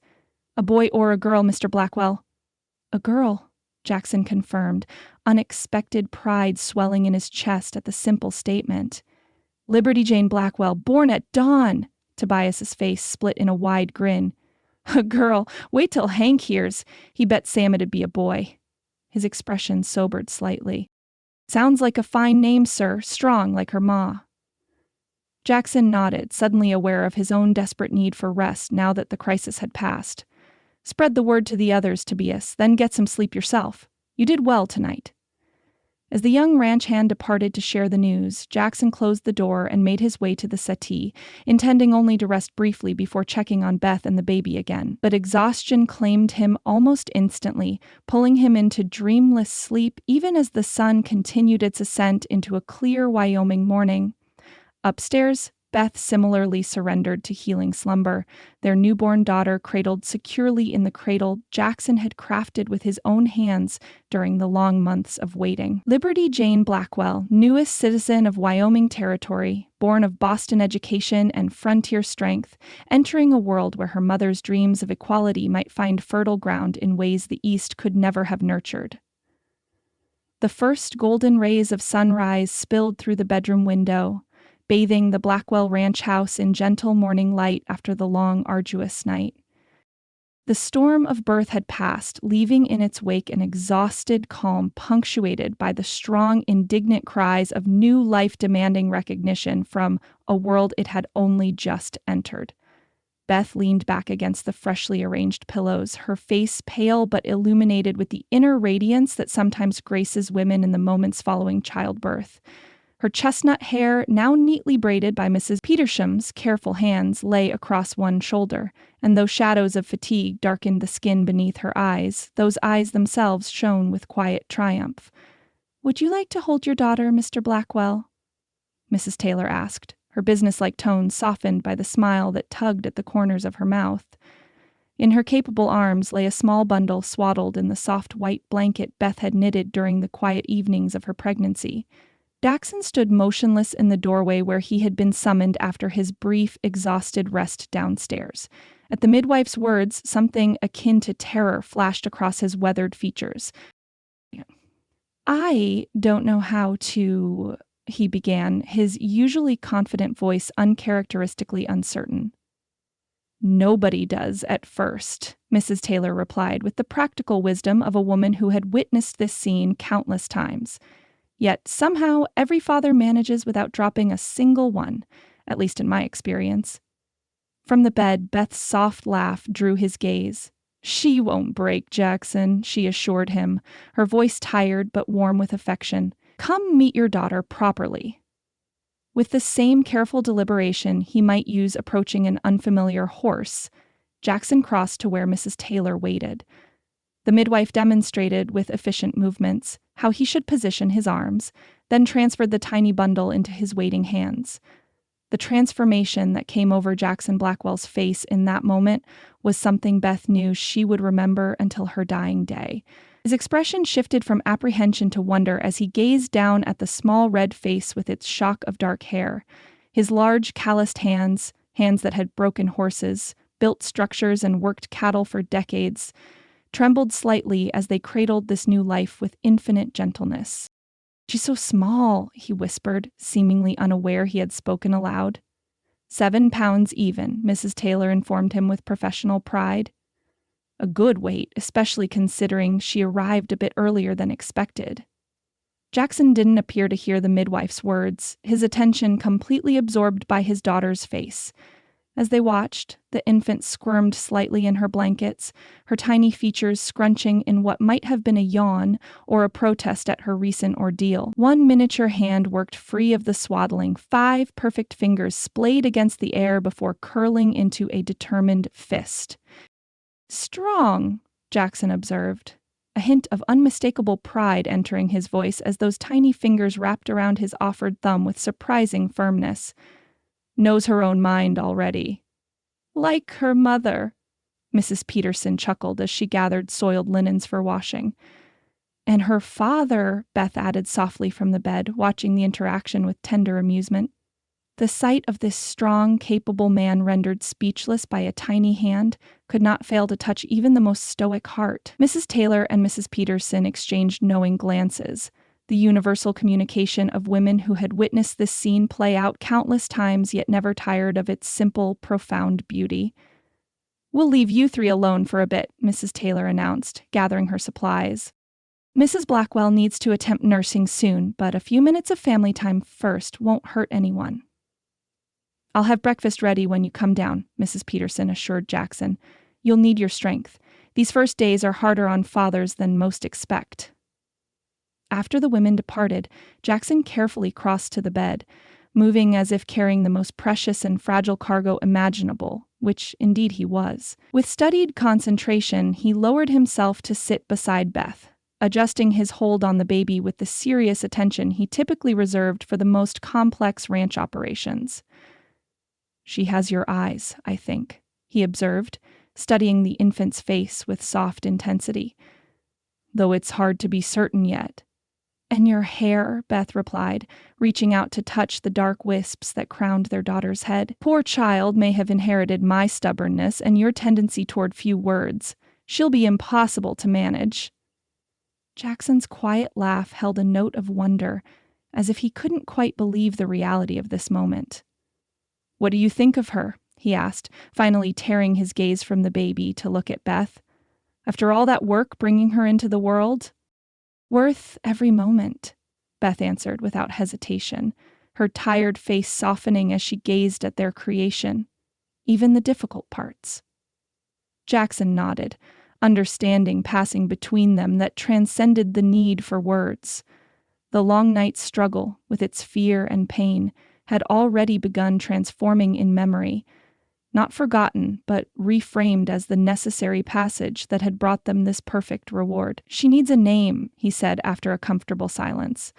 "We discussed several possibilities, but never decided for certain." Beth studied the small face thoughtfully. "I think she named herself with that first indignant cry. Do you remember what we considered if she was a girl?" "Liberty," Jackson supplied, testing the word as he gazed at his daughter. "Liberty Jane Blackwell." The name hung in the air between them, settling around the infant like a blessing or a promise. "Liberty Beth," repeated softly, "for the principles that brought me west, though I didn't recognize it at the time." "And Jane?" "For my mother," Jackson finished, a hint of emotion roughening his voice. "A good, strong frontier name to balance the idealism of the first." "Liberty Jane Blackwell," Beth declared with quiet certainty. "Daughter of Wyoming Territory, born with the sunrise." The baby squirmed again in her father's arms, her face scrunching as a small, dissatisfied sound emerged from her lips. "I believe Miss Liberty is announcing that it's time for her first meal," Beth observed with a smile. "She clearly inherited your impatience with delays at dinner time." Jackson carefully transferred their daughter to Beth's waiting arms, his movements gaining confidence with practice. With Mrs. Petersham's earlier guidance, Beth arranged the infant at her breast, wincing slightly at the unfamiliar sensation as Liberty rooted instinctively and found what she sought. "Another skill I'll need to master," Beth murmured, adjusting her position to better accommodate the nursing infant. "Rather different from typesetting or editing manuscripts." "You'll excel at it like everything else," Jackson assured her, his voice holding absolute conviction. "Never seen you fail at anything you set your mind to." As Liberty nursed, Jackson watched with undisguised fascination, apparently untroubled by a scene that many men of his generation would have considered improper to witness. His presence beside them felt right to Beth. This man who had refused to leave her side during the difficult delivery, now equally committed to these first precious moments of their daughter's life. "I should go thank Mrs. Taylor and Mrs. Petersham properly," Jackson said eventually, though he made no immediate move to leave. "And let Hank and the others know that you're both well. They've been worried." "Before you go," Beth said, a hint of mischief entering her tired eyes, "would you bring me the small package in the top drawer of the bureau, the one wrapped in brown paper?" Jackson's expression turned curious, but he complied without question, retrieving the indicated package and placing it beside her on the bed. With his help, Beth managed to unwrap it one-handed while continuing to nurse Liberty with the other. Inside lay a folded newspaper. Not just any paper, but clearly the first edition of the Bitter Creek Chronicle. Its fresh ink carrying the distinct scent that brought memories of Boston publishing houses to Beth's mind. "How did you," she began, genuinely puzzled as she unfolded the paper to reveal its front page. "We hadn't yet printed the first edition when the labor started." Jackson's face broke into a rare fool smile that transformed his usually serious countenance. "Finish setting the type after you fell asleep last night, using your layout as a guide. Tobias helped me run the press this morning while you and Liberty were resting." His expression turned slightly sheepish. "Might not be as perfect as you would have done it, but I thought you'd want to see the first edition as soon as possible." Touched beyond words by his thoughtfulness, Beth examined the newspaper with professional interest, despite her exhaustion. The headline she had composed stood prominently across the top: "Water Right Victory Secures Community's Future," followed by the article she had written detailing the new territorial regulations. But below this appeared a new item she hadn't written. An announcement bordered with decorative type elements that Jackson must have added himself. "Liberty Jane Blackwell arrived at dawn on October 12, 1877, daughter of Jackson and Elizabeth Blackwell. Mother and daughter are resting comfortably after a difficult delivery. The Blackwell family extends gratitude to Mrs. Taylor, Mrs. Petersham, and Mrs. Carter for their assistance. Liberty Jane becomes the newest citizen of Wyoming Territory, where her mother predicts she will someday cast a vote of her own." Beth's eyes filled with unexpected tears as she read the announcement, particularly the final line with its reference to the suffrage cause that had driven her work in Boston and continued to inform her perspective in Wyoming. "You included my prediction about voting," she said softly, looking up to find Jackson watching her reaction intently. "Seemed important," he replied simply. "Territory's considering women's suffrage already. By the time Liberty's grown, it'll likely be reality." Wanted her birth announcement to reflect her mother's convictions as much as her father's pride. The thoughtful gesture. This quiet, powerful acknowledgement of Elizabeth Hawthorne within Beth Blackwell moved her more deeply than grand declarations might have done. In his straightforward way, Jackson had honored not just the woman he had married, but the complete person she had always been beneath the necessary deceptions of her arrival. "It's perfect," Beth whispered, one finger tracing the announcement as Liberty continued nursing contentedly, unaware of her historic mention in the territory's newest newspaper. "The best first edition I could have imagined." Liberty eventually released her hold, milk-drunk and drowsy after her first meal. Jackson carefully lifted his daughter from Beth's arms, allowing his exhausted wife to adjust her nightgown before returning the baby to her embrace. "You should rest," he urged, noting the way Beth's eyelids drooped despite her evident desire to remain awake. "Both of you have earned it after the night's work." Beth nodded, unable to fight the bone-deep weariness that followed birth's exertions. "Stay with us?" she requested softly, her defenses lowered by fatigue to reveal the vulnerability she rarely displayed. "Wild horses couldn't drag me elsewhere," Jackson assured her, settling into the chair beside the bed with the protectiveness of a man who had nearly lost what he valued most, and was not about to risk it again through inattention. As Beth drifted toward healing sleep, Liberty nestled securely in the crook of her arm, she found herself contemplating the extraordinary journey that had brought her to this moment. From frightened fugitive assuming a false identity, to mail-order bride, from reluctant rancher's wife to genuine partner, from Elizabeth Hawthorne to Beth Collins to Elizabeth Blackwell. Each transition had carried her closer to the authentic self, who now cradled her newborn daughter. The first edition of the Bitter Creek Chronicle lay beside her on the bed, tangible evidence of dreams neither abandoned nor corrupted, but transformed through unexpected channels. She would write again, though differently than in her Boston days. She would advocate for women's equality, though from the practical perspective of frontier experience rather than abstract principle. She would build a life that honored both her intellectual heritage and the uncompromising realities of Wyoming territory. And Liberty Jane Blackwell, born at sunrise on this October morning, would inherit a world shaped by both her parents' convictions, Jackson's frontier independence, and Beth's progressive ideals combining to create possibilities neither could have envisioned alone. As sleep claimed her, Beth's final conscious thought was one of profound gratitude, not just for survival or for her healthy daughter, but for the unexpected gift of finding her truest self in the place she had least expected. The deception that had brought her west had ultimately led to her most authentic life, and the man she had married for protection had become the partner with whom she could build a future limited only by the vast Wyoming horizon. Chapter 15. Full Circle. Golden autumn sunlight bathed the Bitter Creek Township Square, warming the crisp October air as townsfolk and neighboring ranchers gathered for the much-anticipated event. Wooden benches arranged in neat rows faced a hastily constructed podium decorated with bunting in patriotic colors, while children darted between adults with the energy of youth, temporarily freed from chores and schooling. Beth Blackwell sat on a front bench, her year-old daughter Liberty perched contentedly on her lap. The child's dark curls, inherited from Jackson, caught the sunlight, while her serious hazel eyes, unmistakably her mother's, surveyed the crowd with precocious interest. Liberty wore her finest dress for the occasion, a confection of white lace and blue ribbons that had been a gift from Harriet Miller to celebrate her first birthday the previous week. "She's growing more like you every day," Martha Peterson observed, settling her aged bones carefully on the bench beside Beth. "Same look in her eyes when she's figuring something out, like she's cataloging everything for future reference." Beth smiled, adjusting Liberty's small bonnet against the autumn sun. "Jackson says she has my stubbornness and his patience, a worrisome combination." "Perfect combination for Wyoming," the older woman countered with a knowing nod. "Territory demands both from anyone hoping to thrive here, particularly women." Jackson appeared before Beth could respond, returning from checking on their wagon with Tobias.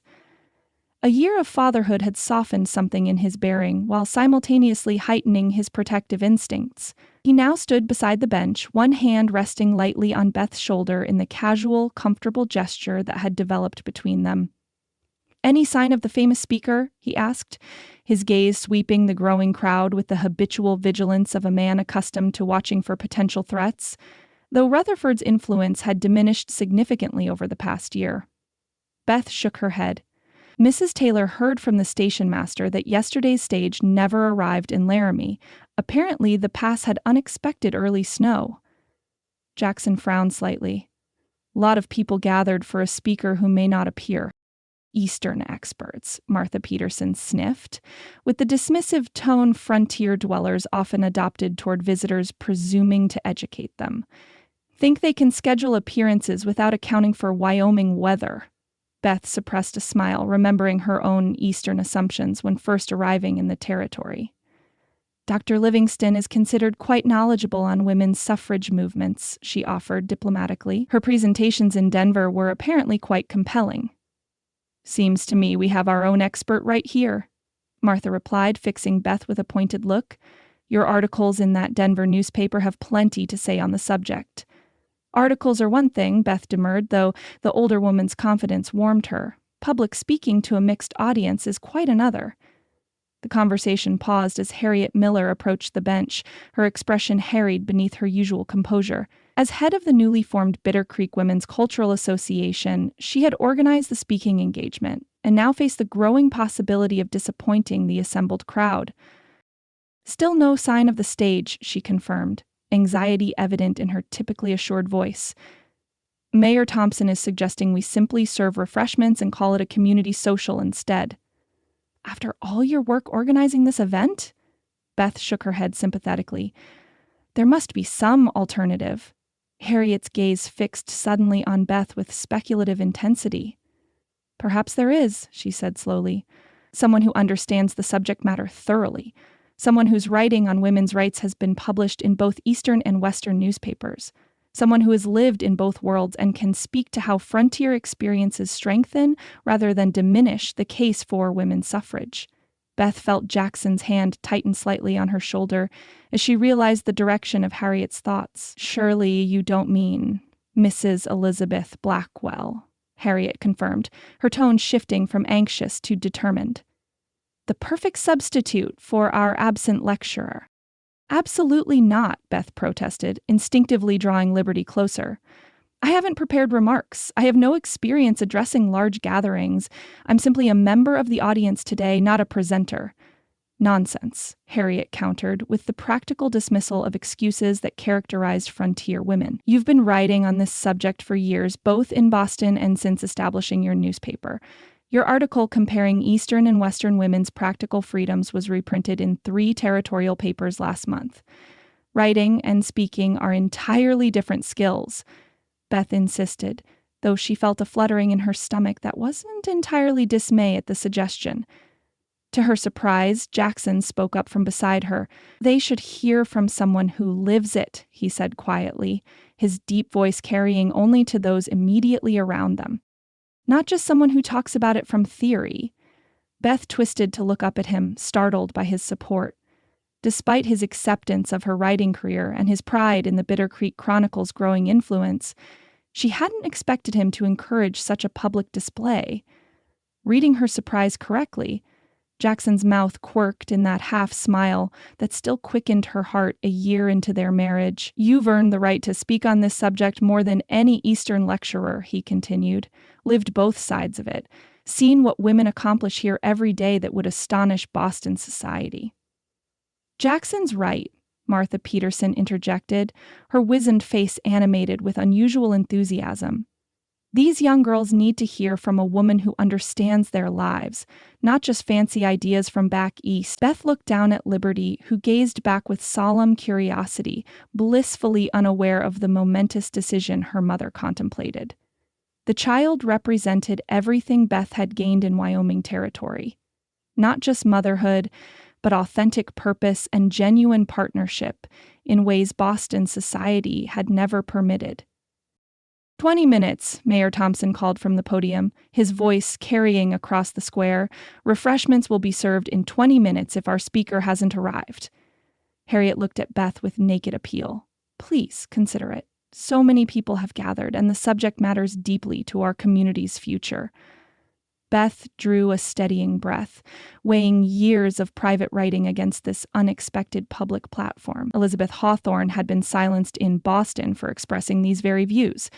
Beth Collins had hidden such convictions beneath a fabricated identity. But Elizabeth Blackwell, wife, mother, newspaper editor, Wyoming woman, perhaps she had both the right and the responsibility to speak on behalf of those whose lives she now shared. "Liberty will need attention," she said finally, the practical concern of motherhood, her last line of resistance. "I believe her father is perfectly capable," Harriet replied with the faintest hint of amusement, glancing at Jackson. As if sensing the importance of the moment, Liberty chose that instant to reach for Jackson, her small hands opening and closing in the familiar gesture that never failed to melt his reserve. He lifted her from Beth's lap with practiced ease, settling the child against his shoulder where she immediately began playing with his shirt collar. "Go on," he encouraged softly, the simple phrase carrying layers of meaning beyond its surface. This was no mere permission, but acknowledgement. Recognition of Beth's journey from hiding her convictions to embodying them openly. "Very well," Beth conceded, rising from the bench with a mixture of trepidation and growing determination. "Though I make no promises about the quality of my impromptu remarks." Harriet wasted no time, hurrying Beth toward the podium while dispatching a young boy to inform Mayor Thompson of the change in program. Within minutes, Beth found herself standing behind the wooden lectern, facing a sea of familiar and curious faces as the mayor introduced her, with evident relief at having a substitute speaker. "Many of you know Mrs. Blackwell as the editor of our local newspaper," Thompson concluded his hasty introduction. "Today she'll be addressing us on the subject of women's suffrage, particularly as it relates to our Western territorial experiences." A polite smattering of applause followed his words, though Beth noted several skeptical expressions among the crowd, particularly from older men who clearly considered the topic inappropriate, regardless of who addressed it. In the front row, Jackson stood with liberty, his steady presence providing an anchor as Beth gathered her thoughts. For a moment, she remained silent, her mind racing through potential approaches. Should she begin with academic arguments, citing historical precedents and philosophical principles, as she might have in a Boston lecture hall? Or should she adopt a more personal tone, connecting with this specific audience through shared experiences? "I had not expected to address you today," she began finally, her voice initially soft but gathering strength with each word. "Like many of you, I came to hear Dr. Livingston share her considerable expertise on women's suffrage movements throughout our nation and abroad." Beth paused, surveying the faces before her.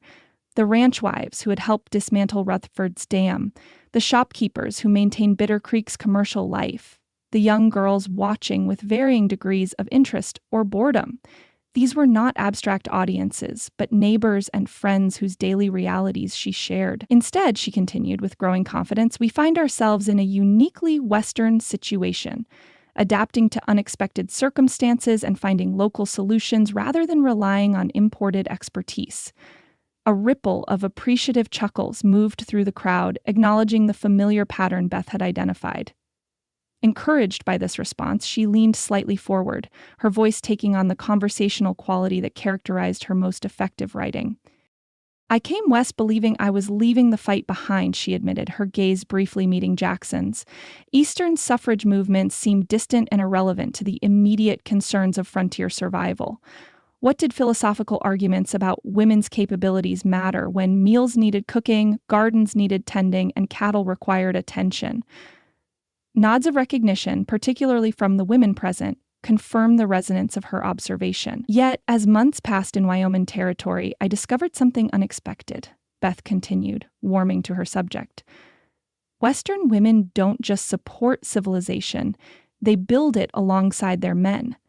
When blizzards threaten, they don't merely tend the hearth, but help rescue stranded cattle.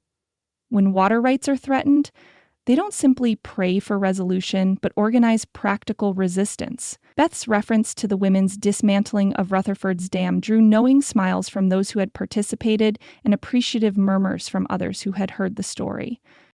Even Liberty seemed to sense the importance of the moment, remaining uncharacteristically quiet in her father's arms as her mother's voice gained conviction. "In Boston drawing rooms, advocates argue theoretically about women's capacity for reasoned thought and civic participation," Beth explained, finding her rhythm as memories of Elizabeth Hawthorne's writings merged with Beth Blackwell's lived experiences. "Yet here in Wyoming, women have already demonstrated these capacities daily without formal recognition." For the next 15 minutes, Beth developed this theme, weaving concrete examples from territorial life with broader principles of equality and representation.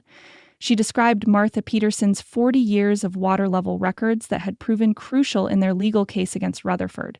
She highlighted Mrs. Edersham's medical knowledge that served 3 counties without formal credentials. She noted Harriet Miller's management of the general store's accounts while her husband handled inventory, the practical partnership that characterized successful frontier marriages. With each example, Beth connected daily realities her audience recognized with the broader principle she advocated, that women's proven capabilities in Western territories made denying them voting rights particularly illogical. Not Eastern theory, but Western pragmatism formed the core of her argument. When a woman can defend her homestead with a rifle, birth a child without physician assistance, and maintain complex water rights documentation across decades, she asked, her voice carrying clearly across the now silent square, "On what rational basis can we claim she lacks the judgment to select territorial representatives?" The question hung in the air, unanswerable by any logic familiar to those who had witnessed women's essential contributions to Wyoming's development. Beth could see thoughtful expressions, even on faces that had initially appeared skeptical, while many women nodded with visible approval of hearing their experiences articulated so directly. "I do not suggest that voting rights will immediately transform women's circumstances," Beth acknowledged, bringing her remarks toward conclusion. The daily responsibilities of ranch wives and townswomen will remain demanding regardless of ballot access. But official recognition of women's judgment in civic matters would bring law into alignment with the reality we already experience, that frontier survival depends on partnership, not hierarchy. Beth's gaze found Liberty again, the child now drowsing against Jackson's shoulder, blissfully unaware of the significance her mother attached to her future options.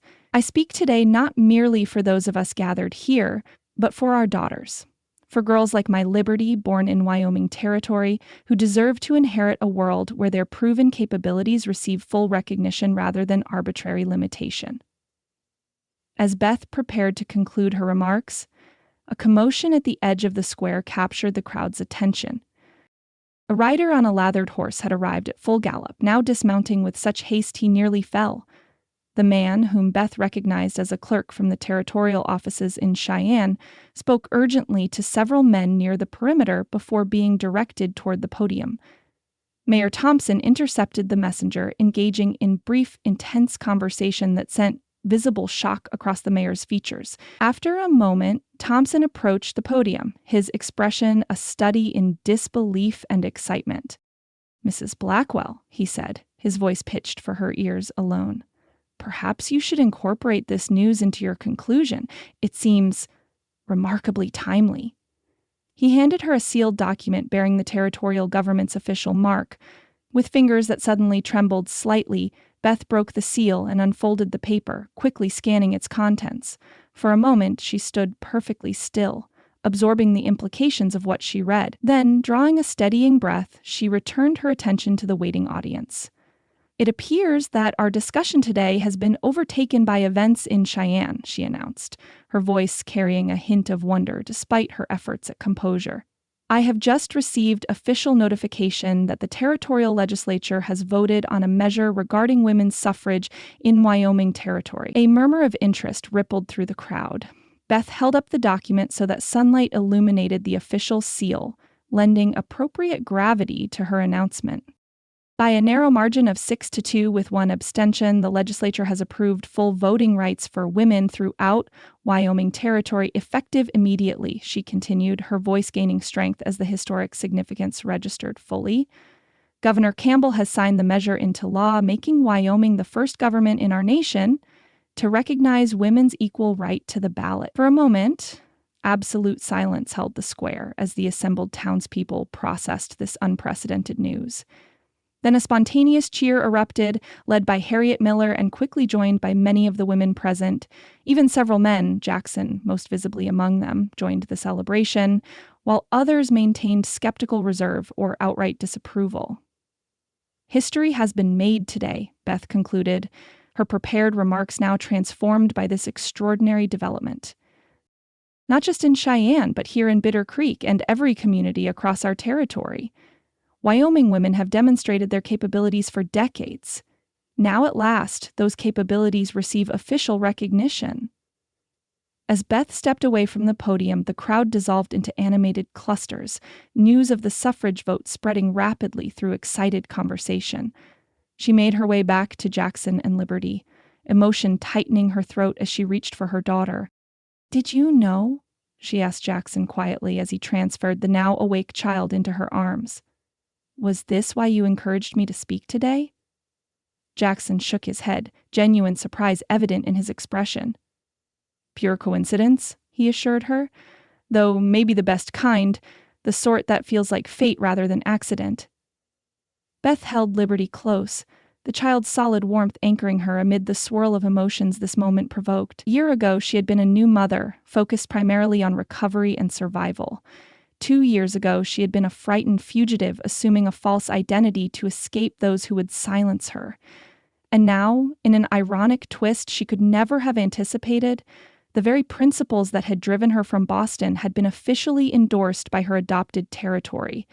"Your speech was perfect," Jackson said, his voice pitched for her ears alone as townspeople surged around them, eager to discuss the historic news.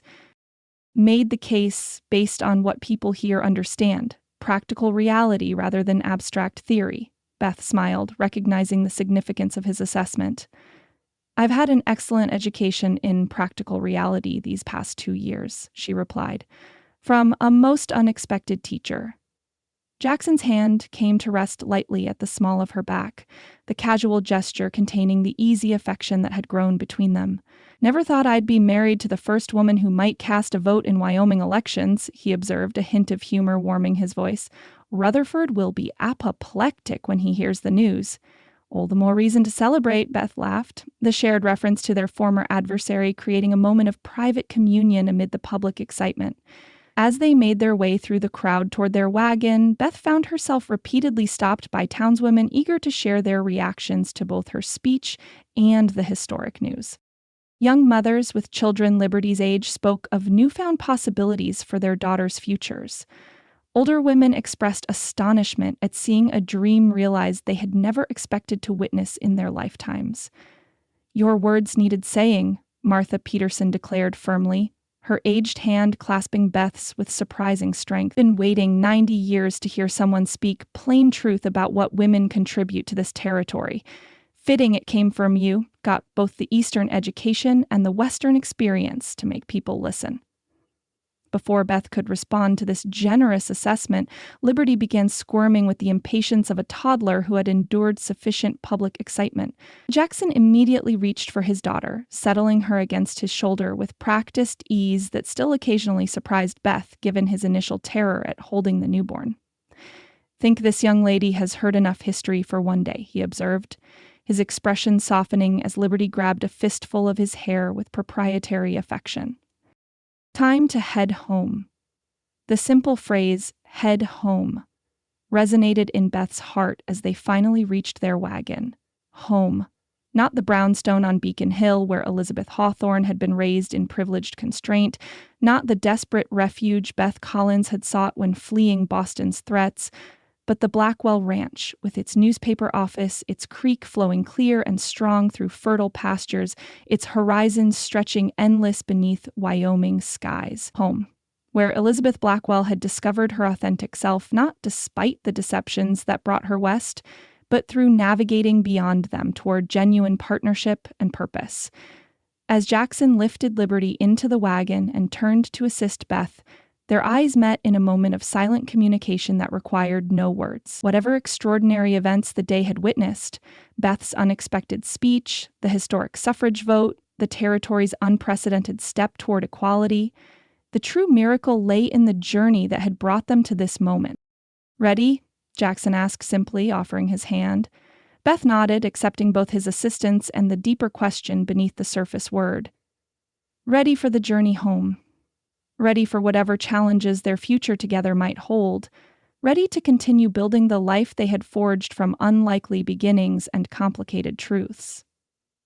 "Ready," she confirmed, settling beside him on the wagon seat with Liberty secure between them. As the wagon rolled away from Bitter Creek Township toward the Blackwell Ranch, Beth found herself contemplating the perfect circle her life had traced. She had fled east to west, hiding convictions that had endangered her, only to find those same principles officially endorsed by her adopted home.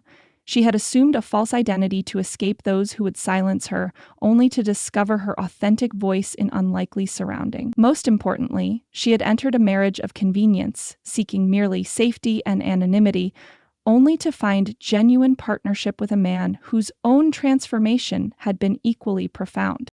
Jackson Blackwell had advertised for a practical, obedient wife to maintain his household, never anticipating that the woman who answered would challenge, strengthen, and ultimately complete him in ways neither could have imagined. "Penny for your thoughts," Jackson said quietly as the wagon crested the final hill before their ranch came into view, the afternoon sun gilding buildings and pastures in autumn light. Beth smiled, shifting Liberty more comfortably on her lap as the child drowsed against her. "I was thinking about circles," she replied, "how life sometimes brings us back to where we began, but with new understanding that transforms everything." Jackson nodded, his gaze taking in the ranch spread below them, the house they had made truly home, the newspaper office and its converted storehouse, the creek that had once been battleground now flowing peacefully through fertile land. "Not where either of us thought we'd end up," he observed with characteristic understatement. "When he stepped off that stagecoach, or when I posted that advertisement." No, Beth agreed softly. Something infinitely better than either of us imagined possible. As the wagon continued down the slope toward home, Beth felt liberty stir against her. This perfect blend of Jackson's strength and her own determination, born into a territory that had just taken an unprecedented step toward the equality her mother had always championed. The child represented not just their love made visible, but the promise of a future where artificial limitations might gradually yield to demonstrated capability. Full circle indeed, Beth reflected as the ranch buildings drew nearer. From Elizabeth Hawthorne to Beth Collins to Elizabeth Blackwell, from frightened fugitive to mail-order bride to newspaper editor and voting citizen of Wyoming Territory, from deception born of necessity to truth forged through unexpected love. The journey had brought her home in every sense that mattered, to a place, to a purpose, and most importantly, to herself. Sunset painted the western sky in breathtaking hues of gold, amber, and deepening purple as Beth settled into the rocking chair on the Blackwell Ranch porch. Liberty sat contentedly on her lap, the child's small fingers busy with a carved wooden horse Jackson had crafted for her first birthday. At 13 months, Liberty had her father's determined jaw and her mother's thoughtful eyes, a combination that promised both strength and intelligence as she grew. Jackson leaned against the porch railing, his tall figure silhouetted against the evening sky, as he gazed out over the property that had flourished under their joint stewardship. The past year had brought unprecedented prosperity to the ranch, creek water flowing unimpeded after Rutherford's defeat, cattle herds expanding with careful breeding programs Beth had researched and implemented, crops yielding abundant harvest thanks to irrigation techniques Jackson had perfected through years of trial and error. Beautiful evening, Beth observed, the simple comment carrying layers of contentment beneath its surface. These quiet moments together had become precious anchors in their increasingly busy lives. Jackson's expanding ranching operations, Beth's growing newspaper, and Liberty's constant developmental leaps demanding attention from sunrise to sunset. Jackson nodded, his expression softening as he turned to observe his wife and daughter in the golden light. Getting cooler, though. Winter'll be here before we know it. But not tonight, Beth replied, savoring the mild autumn air. Tonight belongs to autumn, and to us. From their elevated vantage point on the porch, they could see the converted storehouse that now housed the Bitter Creek Chronicle, its new edition gleaming with fresh-cut lumber in the dying light. The newspaper had grown beyond Beth's initial expectations, now employing a young apprentice from town and publishing weekly rather than monthly editions. Beyond the ranch buildings, the newly constructed schoolhouse stood on land Jackson had donated at the edge of their property, a single-room structure with a bell tower that represented Beth's most recent community project. After campaigning for months through newspaper editorials and personal appeals, she had finally secured territorial funding for a proper school to serve the scattered ranch families throughout the valley. They did a fine job on that bell tower, Jackson observed, following her gaze toward the schoolhouse. Samuel Carter's boys have real skill with woodworking. And Mrs. Peterson's granddaughter has accepted the teaching position, Beth added with satisfaction. Graduated from that Denver seminary with highest honors. She'll arrive next month to prepare for spring term. Liberty squirmed on Beth's lap, dropping her wooden horse and reaching toward Jackson with imperious demand. "Ba-ba-ba!" she commanded, employing one of the handful of words she had mastered with perfect clarity. Jackson's face transformed with a smile reserved exclusively for his daughter as he crossed to lift her from Beth's lap.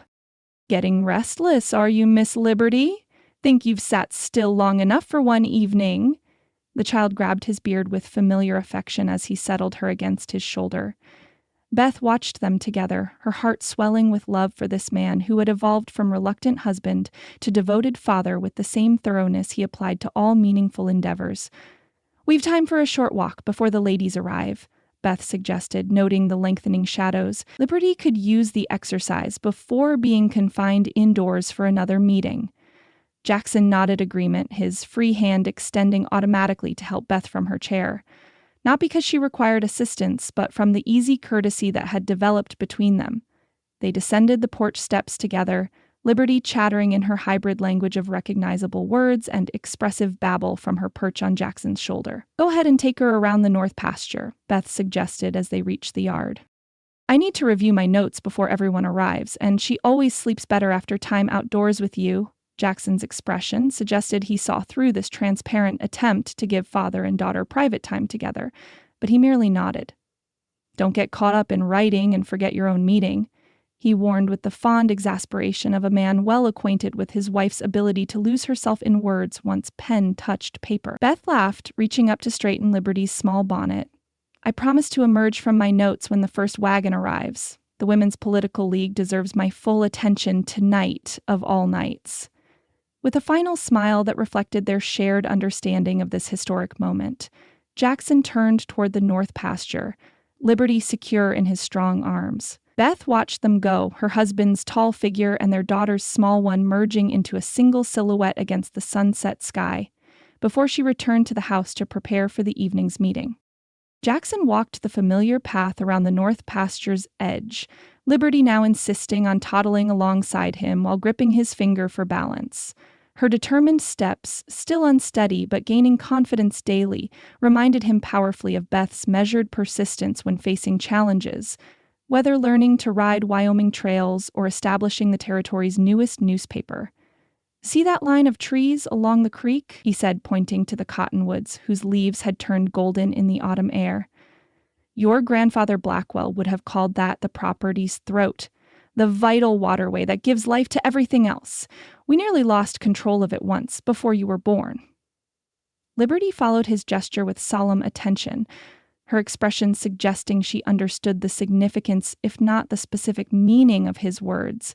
Jackson had developed the habit of speaking to her as if she comprehended everything, a practice Beth encouraged despite knowing the child grasped only fragments of adult conversation.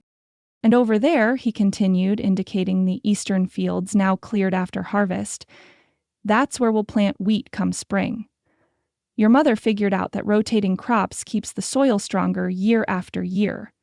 Read it in some fancy agricultural journal from back east and insisted we try it." He chuckled, remembering his initial skepticism and subsequent amazement at the improved yields. "Never tell your mother she was right too often, Liberty. She doesn't need the encouragement." The child gave him a gummy smile, as if sharing the private joke, then tugged at his finger with the clear intention of continuing their journey. Jackson obliged, adjusting his long stride to accommodate her determined but uneven pace. As they approached the creek that had once been battleground in their conflict with Rutherford, Jackson lifted Liberty into his arms to cross the still, substantial flow. On the opposite bank, he set her down again on a small rise that offered views across much of the Blackwell property, pastures, fields, buildings, and the distant road connecting them to Bitter Creek Township. "All this will be yours someday," he told his daughter, his voice soft with wonder at the legacy he could now envision extending beyond his own lifetime. "Everything you can see from here. Land, your mother and I have worked together, built something lasting from what was just beginning when she arrived." Liberty settled contentedly on the grass, her attention captured by a butterfly lingering on late-blooming wildflowers nearby. Jackson crouched beside her, protective but allowing the independence she increasingly demanded. "You'll be a different kind of woman than any before you," he continued, his rough hand gentle as he brushed a dark curl from her forehead. "A woman who will have more choices than any before her, thanks to your mother." The butterfly took flight, capturing Liberty's complete attention as it fluttered skyward. Jackson watched his daughter's eyes track the insect's path, her expression reflecting the pure wonder that characterized her approach to the world. In her face, he could see both his own features and Beth's, a perfect blending of stubborn determination and thoughtful intelligence that promised remarkable possibilities as she grew. "Won't always be easy," he acknowledged, his voice carrying no further than Liberty's attentive ears. "Some folks resist change, fear what they don't understand. But you'll have what I never did growing up: education, opportunity, and parents who believe you can become anything your heart desires." The butterfly disappeared from view, and Liberty turned her attention back to her father, reaching up to pat his cheek with affectionate demand. "Up," she commanded, having clearly decided their contemplative moment had lasted long enough. Jackson laughed, swinging her into his arms with practiced ease. "Giving orders already, Miss Liberty. Definitely your mother's daughter." As they started back toward the house, Jackson noticed the first wagon arriving, Martha Peterson, driven by her youngest grandson, right on time for the Women's Political League meeting. The organization had formed within days of Wyoming Territory's historic suffrage vote, with Beth unanimously elected as its first president, despite her protests that older, more established women might better serve. "The women are gathering," he told Liberty as they approached the ranch yard. "Important meeting tonight. They're planning how to use their new voting rights in the spring elections." From this distance, he could see Beth emerging onto the porch to greet Martha Peterson, helping the elderly woman navigate the steps with careful attention. Despite the significant age difference between them, the two women had developed a deep bond through shared convictions about women's capabilities and their joint efforts to establish the valley's first proper school. More wagons appeared on the horizon. Mrs. Petersham's distinctive covered buckboard, Harriet Miller's smart trap, and in the distance, the Carter women in their family wagon. Within half an hour, the Blackwell Ranch would host a gathering that would have been unimaginable when Jackson first arrived in Wyoming Territory. Women assembling, not for quilting or social purposes, but to discuss political strategy and voting priorities for the upcoming territorial elections. "Your mother has changed everything," Jackson told Liberty softly as they waited for the approaching wagons. "Not just for me or for you, but for every woman in this valley. Maybe, someday, for women throughout the nation." Liberty nodded solemnly, as if understanding the significance of this assessment, before pointing imperiously toward the porch where Beth now stood watching their approach. "Mama," she declared with perfect clarity, her entire being focused on reaching her mother. Jackson surrendered to the inevitable, quickening his pace to return his daughter to the woman who had transformed his life in ways he could never have anticipated, when posting that fateful advertisement for a mail-order bride. The Women's Political League meeting proceeded with remarkable efficiency, Beth observed from her position at the dining table, now serving as an impromptu conference space. These frontier women, accustomed to managing households, children, and often ranch operations with minimal wasted effort, approached political participation with the same practical focus they applied to all essential tasks. "The school board election comes first in April," Harriet Miller noted, consulting the territorial schedule Beth had obtained from Cheyenne. "Then township offices in May, followed by territorial representatives in November." "School board seems the natural starting point," Mrs. Petersham observed, her practical nature evident in her assessment. "Education directly impacts our children and grandchildren, and the current board has resisted proper funding for 3 years running." Around the table, women nodded agreement, many having fought personal battles to secure educational opportunities for their children in a territory where schools remained scarce and often inadequate. Beth had featured the issue prominently in the Bitter Creek Chronicle, documenting disparities between resources allocated to territorial cities versus rural communities. "We should consider nominating Martha for the school board," young Mrs. Carter suggested with the deference appropriate when proposing an elder for consideration. "No one knows more about education needs in this valley, and her family name carries weight with even the most traditional voters." Martha Peterson straightened in her chair, her wizened face registering surprise followed by thoughtful consideration. "Never imagined actually serving," she admitted. "Thought we'd just be voting for men with sensible views on education." "Why elect men to advocate for our priorities when we can now serve directly?" Beth asked, the question rhetorical but important for establishing the conceptual shift Wyoming's suffrage law had created. "Your 40 years of experience with territorial education gives you qualifications no male candidate can match." The discussion continued with increasing animation as women who had never before considered public service began exploring possibilities that the franchise had suddenly made viable. Beth guided the conversation with gentle direction, ensuring every voice received equal consideration while maintaining focus on practical next steps rather than abstract principles. Through the window, she could see Jackson on the porch with Liberty, the child now drowsing against his shoulder as twilight deepened into evening. He had excused himself when the women arrived, recognizing that his presence might inhibit open discussion among those still adjusting to women's participation in political matters. His sensitivity to these dynamics, so different from his initial dismissive attitude toward women's business when Beth first arrived, represented one of the many transformations their partnership had witnessed. As the meeting concluded with concrete plans for voter registration efforts and candidate research, Beth found herself reflecting on the remarkable journey that had brought them to this moment. From frightened fugitive to respected community leader, from mail-order bride to newspaper editor, from Elizabeth Hawthorne hiding her convictions to Elizabeth Blackwell openly advocating them, each transition had carried her closer to the authentic self she had always struggled to express in Boston society. Same determined look you had when organizing us to dismantle Rutherford's dam, Martha Peterson observed as the other women gathered wraps and prepared to depart. Planning another revolution, are you? Beth laughed, helping the older woman from her chair.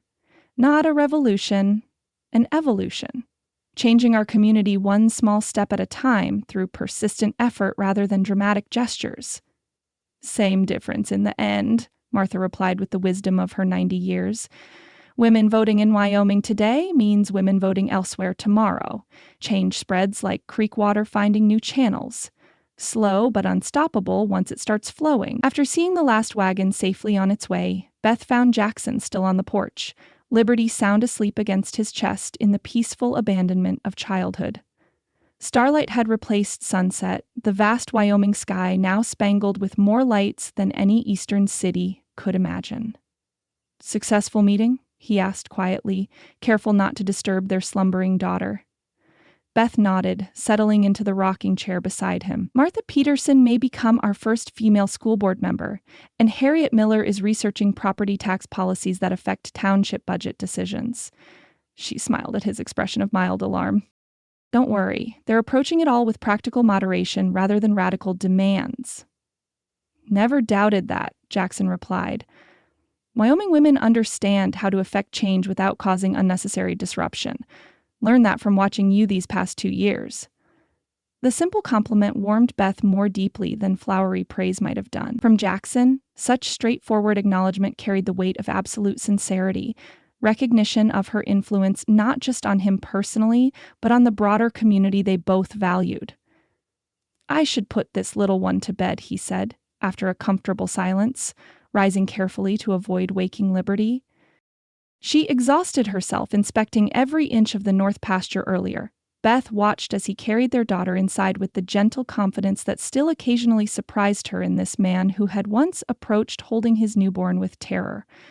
Jackson had embraced fatherhood, as he did all meaningful responsibilities, with thorough commitment and quiet devotion that asked no recognition yet transformed everyone around him. When he returned to the porch minutes later, he carried 2 cups of coffee, offering one to Beth before reclaiming his seat beside her.